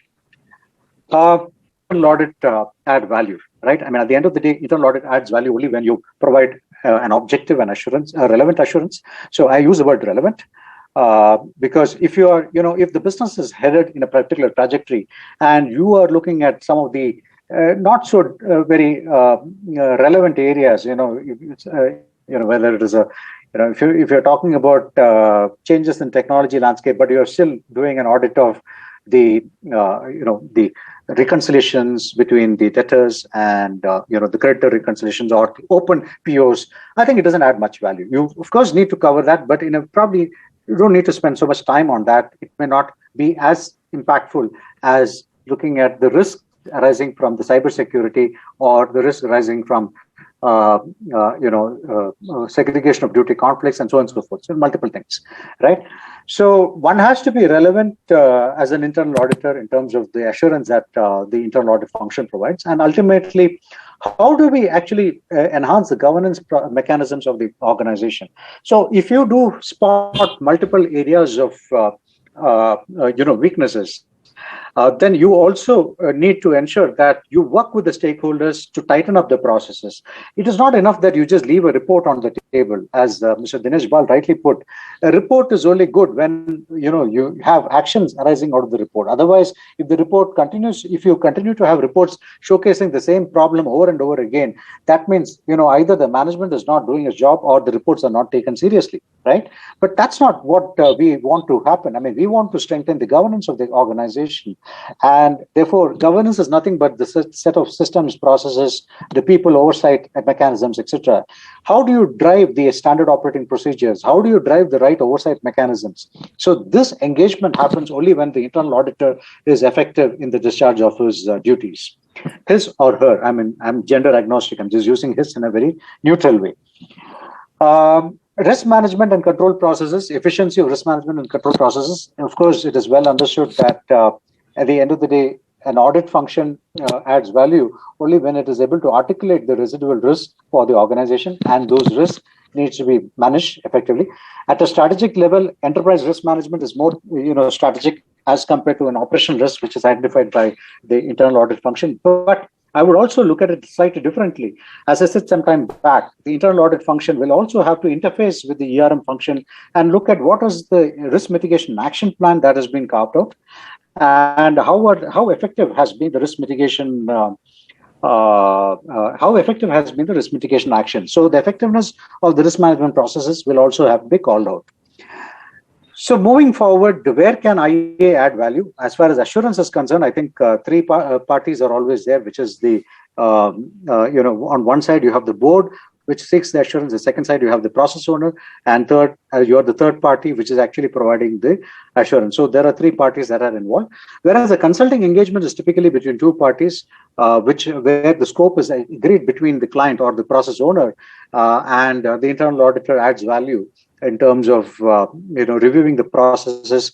There are multiple things that internal audit can do there, whether it is reviewing the design of the SOP, reviewing the adequacy of the delegation of powers, and so on and so forth.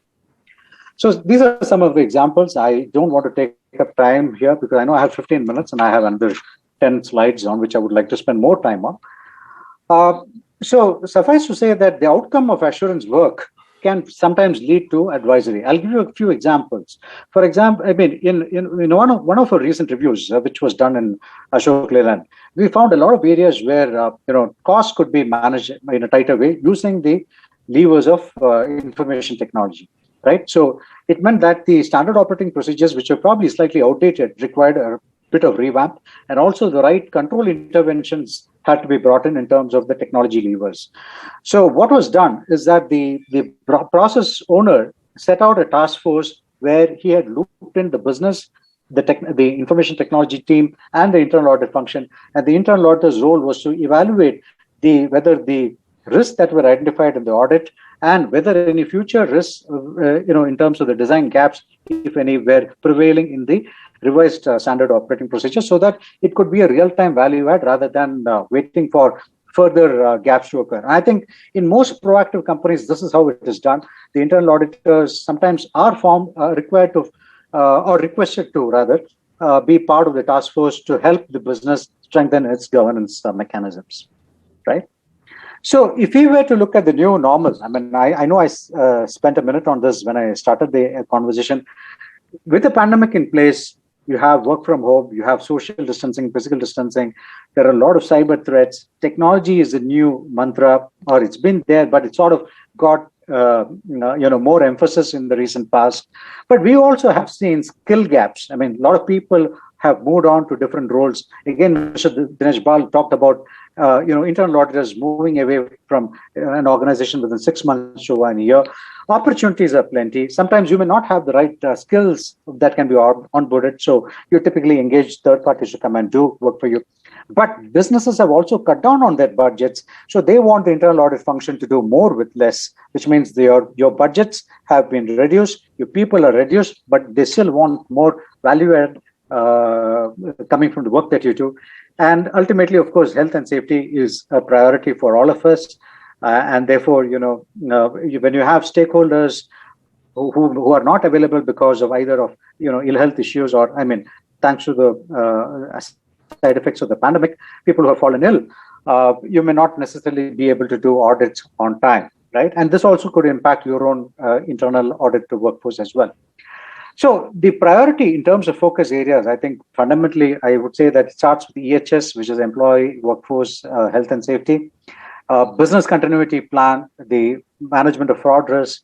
It also includes supply chain risk, extended ERS, enterprise risk, which is supply chain customer ecosystem, and of course, changes to the regulatory landscape. And I think this is all well understood.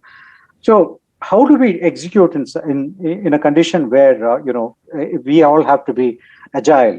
So we need to have a flexible audit plan. Audit plan cannot be made with a year's horizon. And let me be honest with you. So we have a plan which is approved by the board, but within 6 months, if something changes or newer priorities come back, I report back to the board saying this is what is changing, and the audit plan is revised, and I mean that is also executed during the year. Sometimes the expectation is that you carry out what is already there, but on top of it you add something more. So your ability to carve out, your balance your work priorities in such a way that the audits are executed on time is something that I would encourage, most internal auditors look at how can you be flexible in terms of execution. Data-driven, technology-driven audits, I think we have all been working from home. I think I've been working from home for the past 15 months. And of course, going off and on to the office environment. But it has largely been, my team has been largely been working from home using the, the access to the ERP system from home. And that has also meant that cybersecurity risks have also arisen. How do we manage that? Data analytics is a way of life. Lower turnaround times. I think the expectation is that audit cycles should not be more than 2 to 3 weeks at max, because you're not relevant if you're not able to conclude an audit within 3 weeks, right? You will also have to provide for the lead time in terms of closure, in terms of getting management responses and ensuring that the audit reports are closed. So the internal auditors are also seen to be a partner in progress or a business advisor. Rather than waiting for things to go wrong, people do approach you to ensure that, how can you add value to the business on a real-time basis. We also have been sometimes engaging subject matter experts for specific audits. Now, these are not necessarily experts from outside, but from within the domain. For example, if I need to have a network security specialist in my team and I don't have one, I would request somebody from the IT team to provide a network security specialist for a period of 2 to 3 weeks with specific questions. And, I do have people who understand the risk, but the security specialist can run the script for us and generate the output, right? So some of the ways in which you need to be agile and be flexible to manage the new normal. Stakeholders, and I mentioned to you who the stakeholders are. So, the stakeholders may demand the moon. Well, this is what they really want, that they want the internal auditor to be a Superman. But, okay, internal auditors are more or less today wearing the guise of a Superman, and they do have multiple hats and roles to play. But let's now focus on the board. While that was in a lighter vein, let's now look at what are the expectations from across the ecosystem. So if you look at the audit committee of the board, the first and foremost is that they want an assurance that the key risks are being managed within the organization's risk appetite. So when I present to the audit committee, I explain to them how the audit has added value to the business, and I have a few slides coming up on that. They want to also ensure that the KPIs are met, which is the delivery of the approved audit plan, whether the aging audit open issues in terms of significant audit findings have been mitigated, and so on and so forth. And there is also an trade-off. How much of advisory work do you do at the expense of core assurance activities? I think assurance is always the bread and butter, and I think there has to be no dilution of assurance. Advisory is over and above that. It's probably just the icing on the cake, but the bread and butter will have to be done at irrespective, because that's what you're being paid for as the chief audit executive, or to run the internal audit function. The executive management, of course, wants to know in terms of the overall resolution of issues, whether technology levers have been used. So in terms of my own KPIs, while savings is not a KPI, it's just an added perspective. But I think what we really are required to focus on is whether significant audit findings have been mitigated. Have you been able to? The announcement so Hello. Am I audible? I think there was some interruption. Yes, sir. You're audible. Okay. Yeah, I will take under 10 minutes to wrap this up. I know we started maybe about 5 minutes late, so we'll take 10 minutes to process. Sure. So essentially, the KPIs of the internal audit function for me specifically are with respect to ensuring that the plan is delivered. I bring in technology levers to the execution of the plan, ensure that the significant audit findings are reviewed upon closure, and there is a proactive push to close out the significant audit findings, etc., and report back to the management if things are not getting resolved, and report back to the board as well. And as far as the line management or the process owners are concerned, they would want to look at the number of recommendations that are there, specifically the high impact recommendations, and also the ratings, because you also have a process rating and an issue rating, and understand how significant, what is the value that we bring to the table? Because at the end of the day, process owners are very clear. What does internal audit bring to the table for them? right? Or, what can I do? What is in it for them that internal audit makes a difference? Otherwise, they would say, why do I need internal audit, right? So external auditors, I have spoken about it. They would want that internal control issues are redressed and significant audit findings are managed. They also would like to bring in their own perspectives on some of the internal control issues. In fact, we have a protocol of sharing all significant audit findings with the external auditors for them to give their own perspectives and work with us in a proactive way. With the regulators, well, so far we have not had any interaction with the regulators, but it is only an expectation that we will have adequate maintenance of working papers, and we will have a structured internal audit plan which covers most of the significant areas of the organization. In terms of advisory assistance, I think I will not take too much time here. It is to ensure that risks are managed effectively, business standard operating procedures are looked at. This is based on a CBOC study done by the Institute of Internal Auditors, US, in 2016. But, ultimately, as I said sometime back, advisory is probably the last leg. It's probably the last 5 or 10%. Assurance is where the bulk of the efforts typically need to go into. So how do we measure the value of internal audit? This is the subject that we are looking at, right? How do we exceed stakeholder value? So what we have done is we have functional metrics which are tied in based on either the balance scorecard, which are, again, we also have linked it to the internal audit vision of, we have carved out a vision for Ashok Leyland for the internal audit function.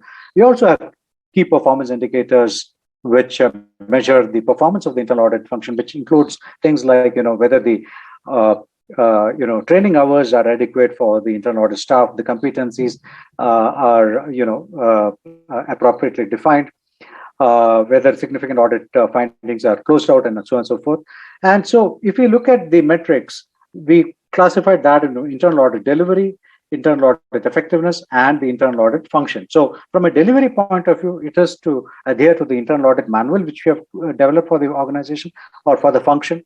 It also looks at audit report cycle time in terms of delays or days taken to release a final report from the date of obtaining management response.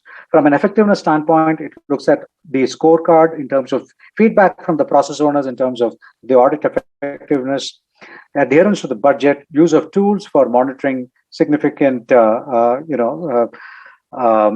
only the findings, but also use of technology for the audit efforts, and ensuring that the mitigation of major risks that are identified and reported are mitigated. From a people capability standpoint, we look at it from training hours per team member, the turnover, and the people that have been rotated out of the function into the business for people who are not aspiring to be career internal auditors, but want to move back from the function into the business. I think these are some of the metrics that we use. But when I present it back to the audit committee, while I present the metrics and the actuals against the metrics, we also look at the rear view mirror, which is what has worked well, what has not worked well, and what has been the kind of challenges that we have addressed throughout the year. So every year, this landscape keeps changing. So a rear view mirror is only an indication of things that we need to continue to focus upon and things that we need to improve upon. In fact, I must share that the Institute of Internal Auditors Australia has brought out a white paper on the annual performance report of the internal audit function. So there are many insights that one can draw upon from the ICAI Australia publication, which will give an internal audit function useful tips in terms of how do they project themselves at the year end to the stakeholders, which includes the audit committee and the CEO and the CFO, right? So what we do at Ashok Leyland is we present the themes. We give significant themes arising out of the work that has been performed, and that could be 4 or 5 domains. I mean, this is just an illustrative template here, and the insights could be in terms of the areas where controls have probably failed and the root causes why it has failed. It could be the absence of processes. It could be the absence of right delegation of powers, or the absence of segregation of duties, and so on and so forth. So multiple things. So each domain, each insight will have sort of connect the dots across multiple audits that one has done, and then give an insight picture to the audit committee. We also present some of the cost-saving opportunities and improvement opportunities identified across the internal audit efforts. As I said, this is not a KPI, but it also helps if you are able to say that because you're perceived as a cost function, if you can also project some of the value addition that has been brought out in terms of tangible cost savings identified by IA through the work that it has been performed, and how much of it has actually got implemented by the business. So that will be, that will bring in credibility to the eyes of the board as also the management. Last but not the least, we also present the SWOT analysis, which is the strength, weakness, and opportunities and threat. This is not a mandatory thing, but since it's my performance scorecard that I do at the end of the year, we present the SWOT, where we highlight what's worked well, what are the opportunities for the function, and what are the threats that we see, and of course, specifically with respect to threats, what are the mitigation action plans that one would like to have. So, how do we really exceed stakeholder expectations? So what you've seen in the last few slides is actually in terms of, some of the insights that we have been doing in Ashok Leyland and in my previous organizations, but it may not be the be all end all of things. I'm sure there are many other ways of projecting the value addition that you brought to the table. But stakeholders would really want internal auditors to bring in a strong business acumen and add value to the business through their business acumen, adoption of technology, and forward thinking. In fact, as a role of as a CAE, I am probably not expected to only run the internal audit department, but I also have to be seen as a proactive business enabler. In other words, are there opportunities or risks in the horizon which can be brought to the table, which is using the network that we have multiple forums in which you are part of network. You are part of the network. There could be exchange of healthy ideas on a particular matter, and you could bring those ideas back to the table, bring it to the attention of the CEO. A small example here is, how do we run the ethics program for an organization? I think internal auditors are probably better equipped to drive ethics program in the organization. Although you may need the support of the legal function or the HR function, but to really carve out the nuances of the ethics framework, I think the internal auditors are probably better equipped, right? Your own preparedness to take on new challenges. I mentioned about ESG. So, if the internal auditors are very proactive in terms of understanding what are the risks to the organization arising from the ESG landscape, I think those risks can be carved out and brought to the attention of the leadership team. Usage of agile internal auditing techniques, ensuring that you are nimble-footed on thinking. I think it was Rajiv who mentioned that internal auditors should no longer be focused only on the traditional domains, and one must challenge some of the control attributes. I think it is important to note that while there are these traditional domains which are important to look at, but you have to have the critical thinking capability to make sure that you have asked the right questions. It is not enough to look at the process as is. You have to also question whether the process should be designed the way it is, or is there a better way to do the same process, right? So question the status quo, and I think those are things that internal auditors, the stakeholders really want from the internal audit function. So I've covered all of this, and I know I have left 2 more minutes, but I would like to leave this on the table that at the end of the day, when an internal auditor goes back to the bed, the question he or she needs to ask is, how have I added value to the organization today? And I think that is critical for the success of not only the function, but also of the organization. So with that, I would like to wrap up. These are some of the repeat slides, and I would, I probably share the presentation with the ICAI and can take it forward from there. The last slide is that, we have to move away from insights to foresights.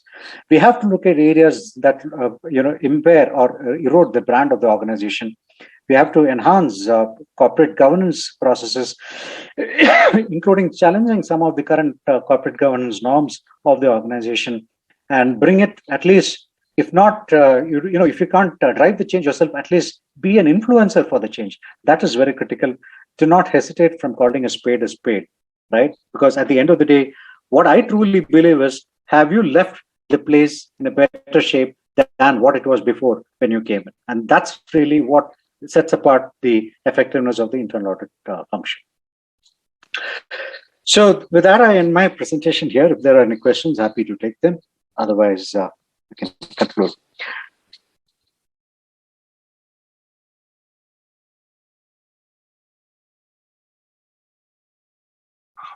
Thank you.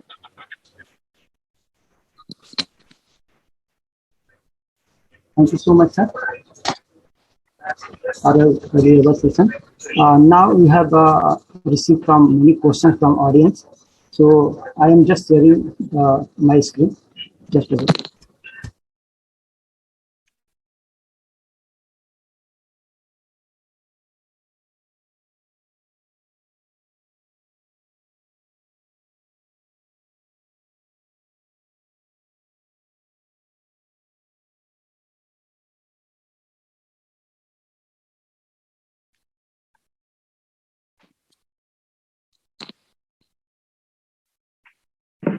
Yeah. Now the questions answer session going to start. So first question is, which type of internal audit, pre-internal audit or post-internal audit would organization select to ensure sufficient internal control? Anyone can reply.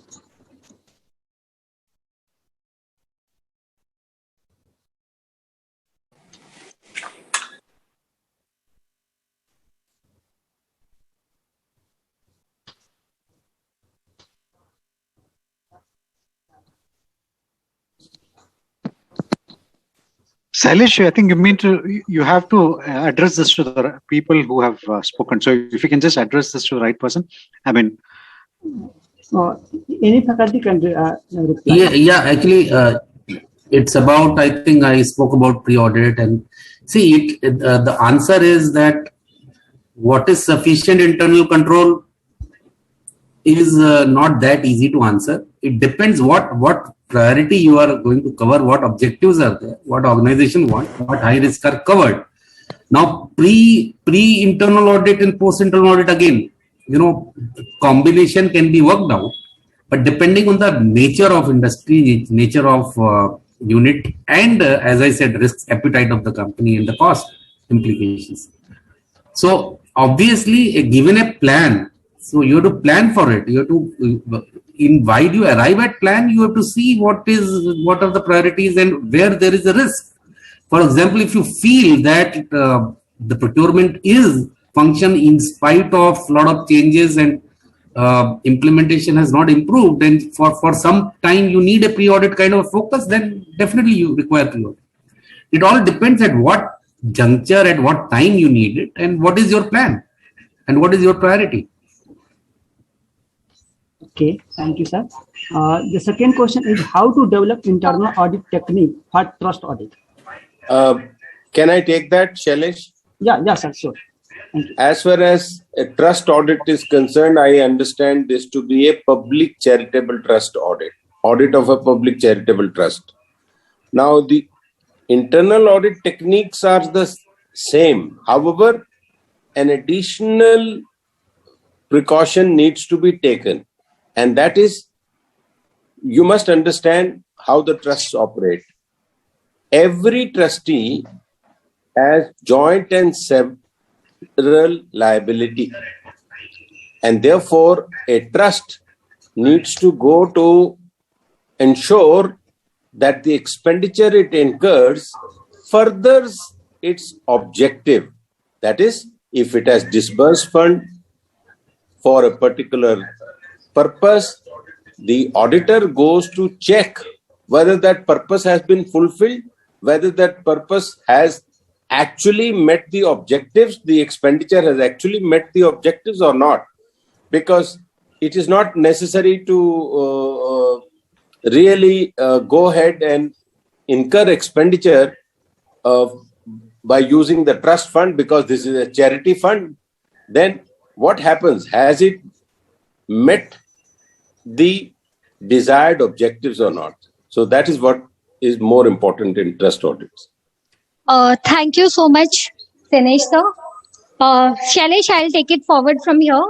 Thank you so much. Sure. Apologies, there was some disturbance in my internet connection, due to which I got disconnected. Okay, so next question is from Charul. As per Charul, what is the right approach to verify the internal controls? Yes, so I'll take it. See, the right approach for internal auditor to verify internal control is that whichever area is being looked at, one has to understand the process, one has to understand the sub-process, one has to understand the existing control activity, one has to understand the objective of that process and sub-process, and then one has to look at the flow of, so one should actually know the flow in terms of IT, in terms of MIS, in terms of how the function goes in that control approach. So it is not a shortcut. One has to evaluate all these factors before one can say that I have verified it, this internal control, and there are so many gaps. Okay. Thank you so much, Rajesh sir. Dinesh sir, do you want to add something on this? No, I'll take up the next question, how to tackle issues on deep-laid frauds. Okay, sure, sir. As far as the deeply laid frauds are concerned, it is very seldom that you will get any leads from your regular internal audit work. So the deep laid frauds, as the statistics also suggest, majority of them are really revealed by some distraught employees or through the whistleblowing channel or with a comparison with the industry or competitor, because otherwise the deep laid frauds are very difficult to be identified. As I had already pointed out, you have to see who is having more power than his position requires, who has not had a job rotation, and why is it that some people are more close to certain managements or seem to have superpowers compared to the others. That may give you a clue, but mostly it will come from external sources or internal whistleblowing complaints. Now, as internal auditors, are you having visibility to the whistleblowing complaint or not? That will determine this.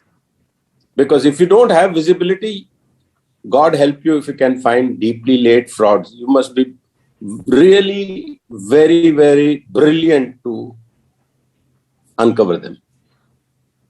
Thank you, sir.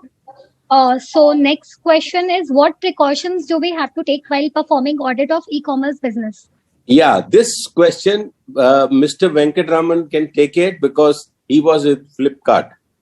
Yes. Yeah, that's fine. See, there is nothing called what precautions, there is no precaution to be taken. I think the only thing we have to note is that in most e-commerce companies and as a startup entities, processes are not established. I would only wish the head of the internal audit function of an e-commerce company to be, wish him all the luck to do the job in an effective way. Yes, I agree with Mr. Venkatraman, because I tell you, the model, so many of them are saying that we are a marketplace and not a e-commerce company. So therefore, by working out as a model marketplace, the third party delivers to the intermediary or to the customer directly without the goods ever coming into the control of the e-commerce player. Number one, the returns are also managed by a third party. So God only helps when they can reconcile what was shipped and what was received and what is still in stock. So as Mr. Venkatraman says, it's a very challenging and interesting field. Every day you have to be on your toes because people outside, all kinds of people are there. So therefore, what you need to do is to make sure that you are actually studying the social media, number one, because those dissatisfied customers are pointing it out. Secondly, the customer help department needs to be audited here, because that is where the tickets are raised for dissatisfaction, and that is where the tickets are dealt with without highlighting the process weaknesses that led to those problems. Mr. Venkatraman, I hope you agree with it. You are absolutely right. So the only thing I would like to add is that data is the only oil that you have there, and therefore analyzing data day in and out with the right algorithms or bots, which is the technology tool you have to using algorithms to generate the reports or insights. I think that has to be done by the IA team. You will also get a lot of insights on potential frauds in the retail sector setup. Thank you so much, sir. Next question is whether both internal control and internal financial controls form part of an internal audit. And what is the role of an internal auditor in framing internal controls and internal financial controls? Yeah, so see, ultimately one has to understand what is the objective of internal financial control. It does also cover the framework, covers the effectiveness and efficiency of operations. So for internal auditor, now the role part is concerned that normally, I mean, what is happening is that risk matrix designing part, internal auditor can suggest. Now, entirely taking ownership of risk matrix designing may not be appropriate. Internal auditor does the testing part. Once there is a framework which has been designed where he has participated in suggestion that these controls, whether the risk matrix control is proper or not, or whatever are his suggestions, testing role definitely he can play. And otherwise, internal control is in internal financial control. Again, it should not be viewed as an exercise which is to be done end of the year. Normally, we are seeing just for the presenting the board, etc. The organizations are appointing some consultants and getting IFC done. But ultimately, if from control metrics point of view, it has to be integrated with the audits if at all the metrics is robust. So then there is no difference between internal control if the mapping is proper. Right. But it all depends on the objective. For what you are going to use. You are going to do only for state audit confirmation, then it is not the one of much benefit. Internal audits, you use it for making it internal control exercise as IFC. Thank you, sir. Dinesh, sir, you want to add something to this? No, it's fine. It's very well said. Rajesh, when he speaks, you can see the experience. Yes, absolutely. Sir, there's very interesting question which has been asked by Kumar Balakrishnan, that despite controls being reviewed by internal auditors, why do we have scams and frauds in corporations which go unnoticed by internal auditor? Does it imply that internal auditors are not conducting an effective audit to unearth such scams and frauds? Then I think he should go through the presentation made by three of us back again. Because if what I said or what Rajesh said or what Mr. Venkatraman said, if you keep that in mind, the question gets answered automatically. Because I think we have handled that question. Sure, sir. Anything else Venkataraman sir would like to add to this? I'm fine. I think we can move on to the next question. Yeah. Okay. So there is one question where Chinmay Kothari is asking to quote an example of pre-audit strategy, like a practical example, how we'll plan the audit.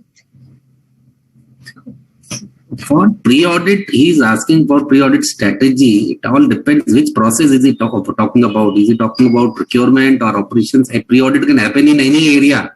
It can happen for payments also. It can happen for without value also. So you can have a strategy where you limit the nature of transaction. Supposing you want to say that certain value-based or activity-based.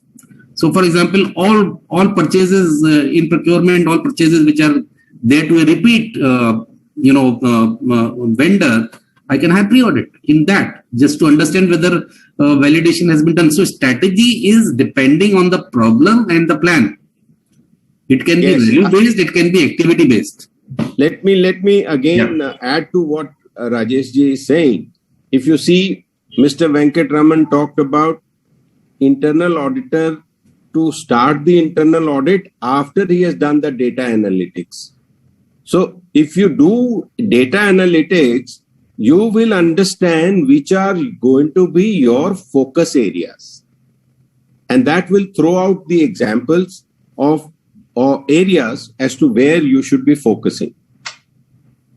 So pre-audit is a data analytical exercise and a comparison with industry and going through the kind of process failures or escalation. If the escalations are too many, or then there is a problem with the policy, is there a problem with the technology, even if the errors are taking place?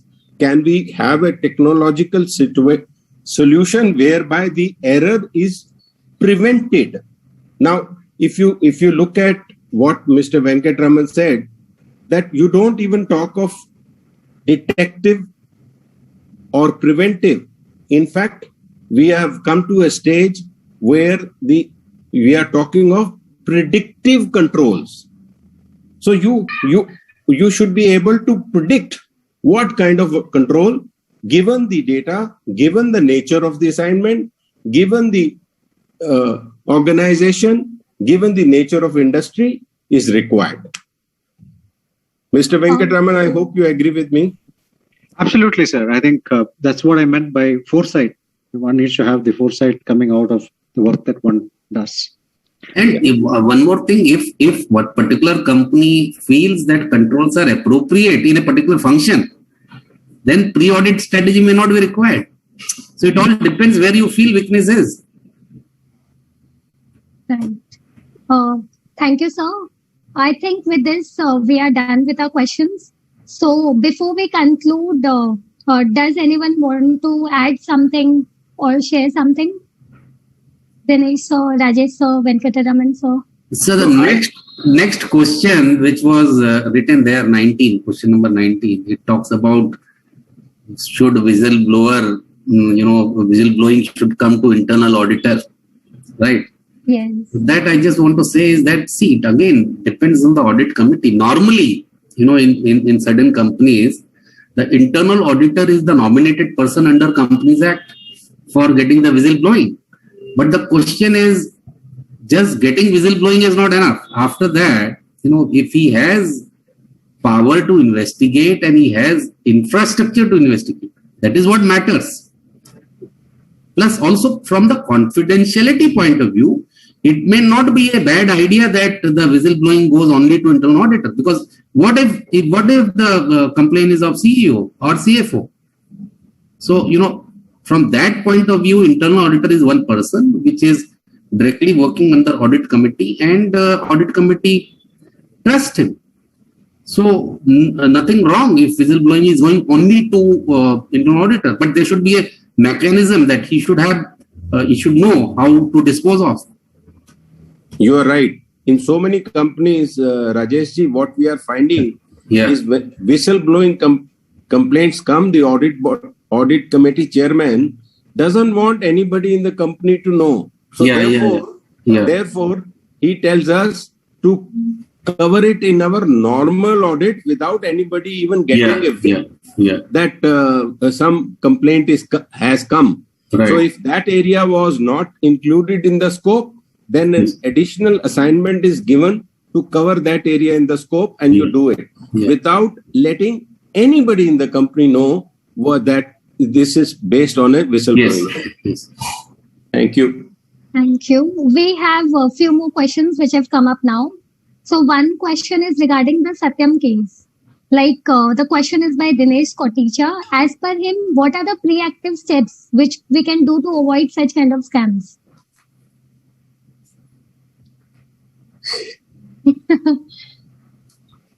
I think it was also a question where the internal auditor was not independent, not objective, and the statutory auditor was being paid disproportionately high fee I mean, there was some kind of a talk that how quickly the fee had jumped to 10 crores, and that there were basic steps which were not taken, like bank reconciliations, which is a basic step, like third-party bank certificate, bank confirmation coming directly to the auditor. A manipulated photocopy of the bank statement was shown to the auditors and they said yes. There was massive kind of a fraud which had been going on for some time. So if your watchdog it has become your pet poodle, who will find these things out for you? If the whistleblowing complaints are going into a post box which looks like a blind well, how will you ever find these things out? Absolutely, sir. Absolutely. Thank you. We are running out of time, you know. Last question for the day. So the question is very much valid also, because now we all have moved on to the virtual audit thing due to the pandemic. So what do we think? Like, has the risk of internal audit increased? If yes, what is the way out? Definitely, the risk of internal audit performance has increased, given the fact that we're all, probably working in remote locations, and hopefully it's a matter of a few more months before everyone resumes work, given the vaccination pace. But notwithstanding that, I think if I look back at the last 15 months, audit has been restricted in terms of its own discharge of responsibilities. We have been restricted only because of the fact that we've been only relying on data coming from the system, but not any physical verification or observation. The pulse that the internal auditor draws, or inference that the internal auditor draws, is not just based on data. Internal auditors have to have the capability to smell through yes, keen observation and insight. Now, Venkat, now you are right. That is why internal auditor sometimes is called watchdog, sometimes is called bloodhound, but it has to be able to smell. It has to touch and feel. It has to go there, and the environment, the air will tell him. Yeah, absolutely. I agree. I also agree. Virtual is virtual only. Because, this, as Mr. Dinesh said and Mr. Venkat said, field में तो जाके खेलेंगे तभी समझ में आएगा ना field कैसा है, हाँ? And our systems are dependent on people. So, one auditor goes to the field, he interacts with people and he understands the processes. Everything is, virtual may look very good as a background screen. Correct. Okay. Okay, now please. Okay, so with this, thank you to CA Charanjot Singh Nanda for organizing this event, and CA Pradeep Mittal for hosting this. Special thanks to our faculties, eminent speakers, CA Dinesh Bail, Mr. Rajesh Gupta and Venkataraman TV for sparing out their precious time for this knowledge sharing. Thank you so much, sirs. Thank you everyone for attending the session. But I have to say that Mr. Venkataraman's and Mr. Rajesh Gupta's presentations were third class. Very good. I am clearly impressed with both these. Sir, your insights were also equally good. You don't have to praise me back. No. So Guru to Guru hi hai, aap Guru hai. Yes. So Yes. we are only followers. Thank you so much. Thank you. Have a good As day. it was all three of you, so thank you so much for this knowledge sharing. Thank so you. much. Thank you. Thank you, sir. Thank you so much. Okay, thank you. Bye. Bye.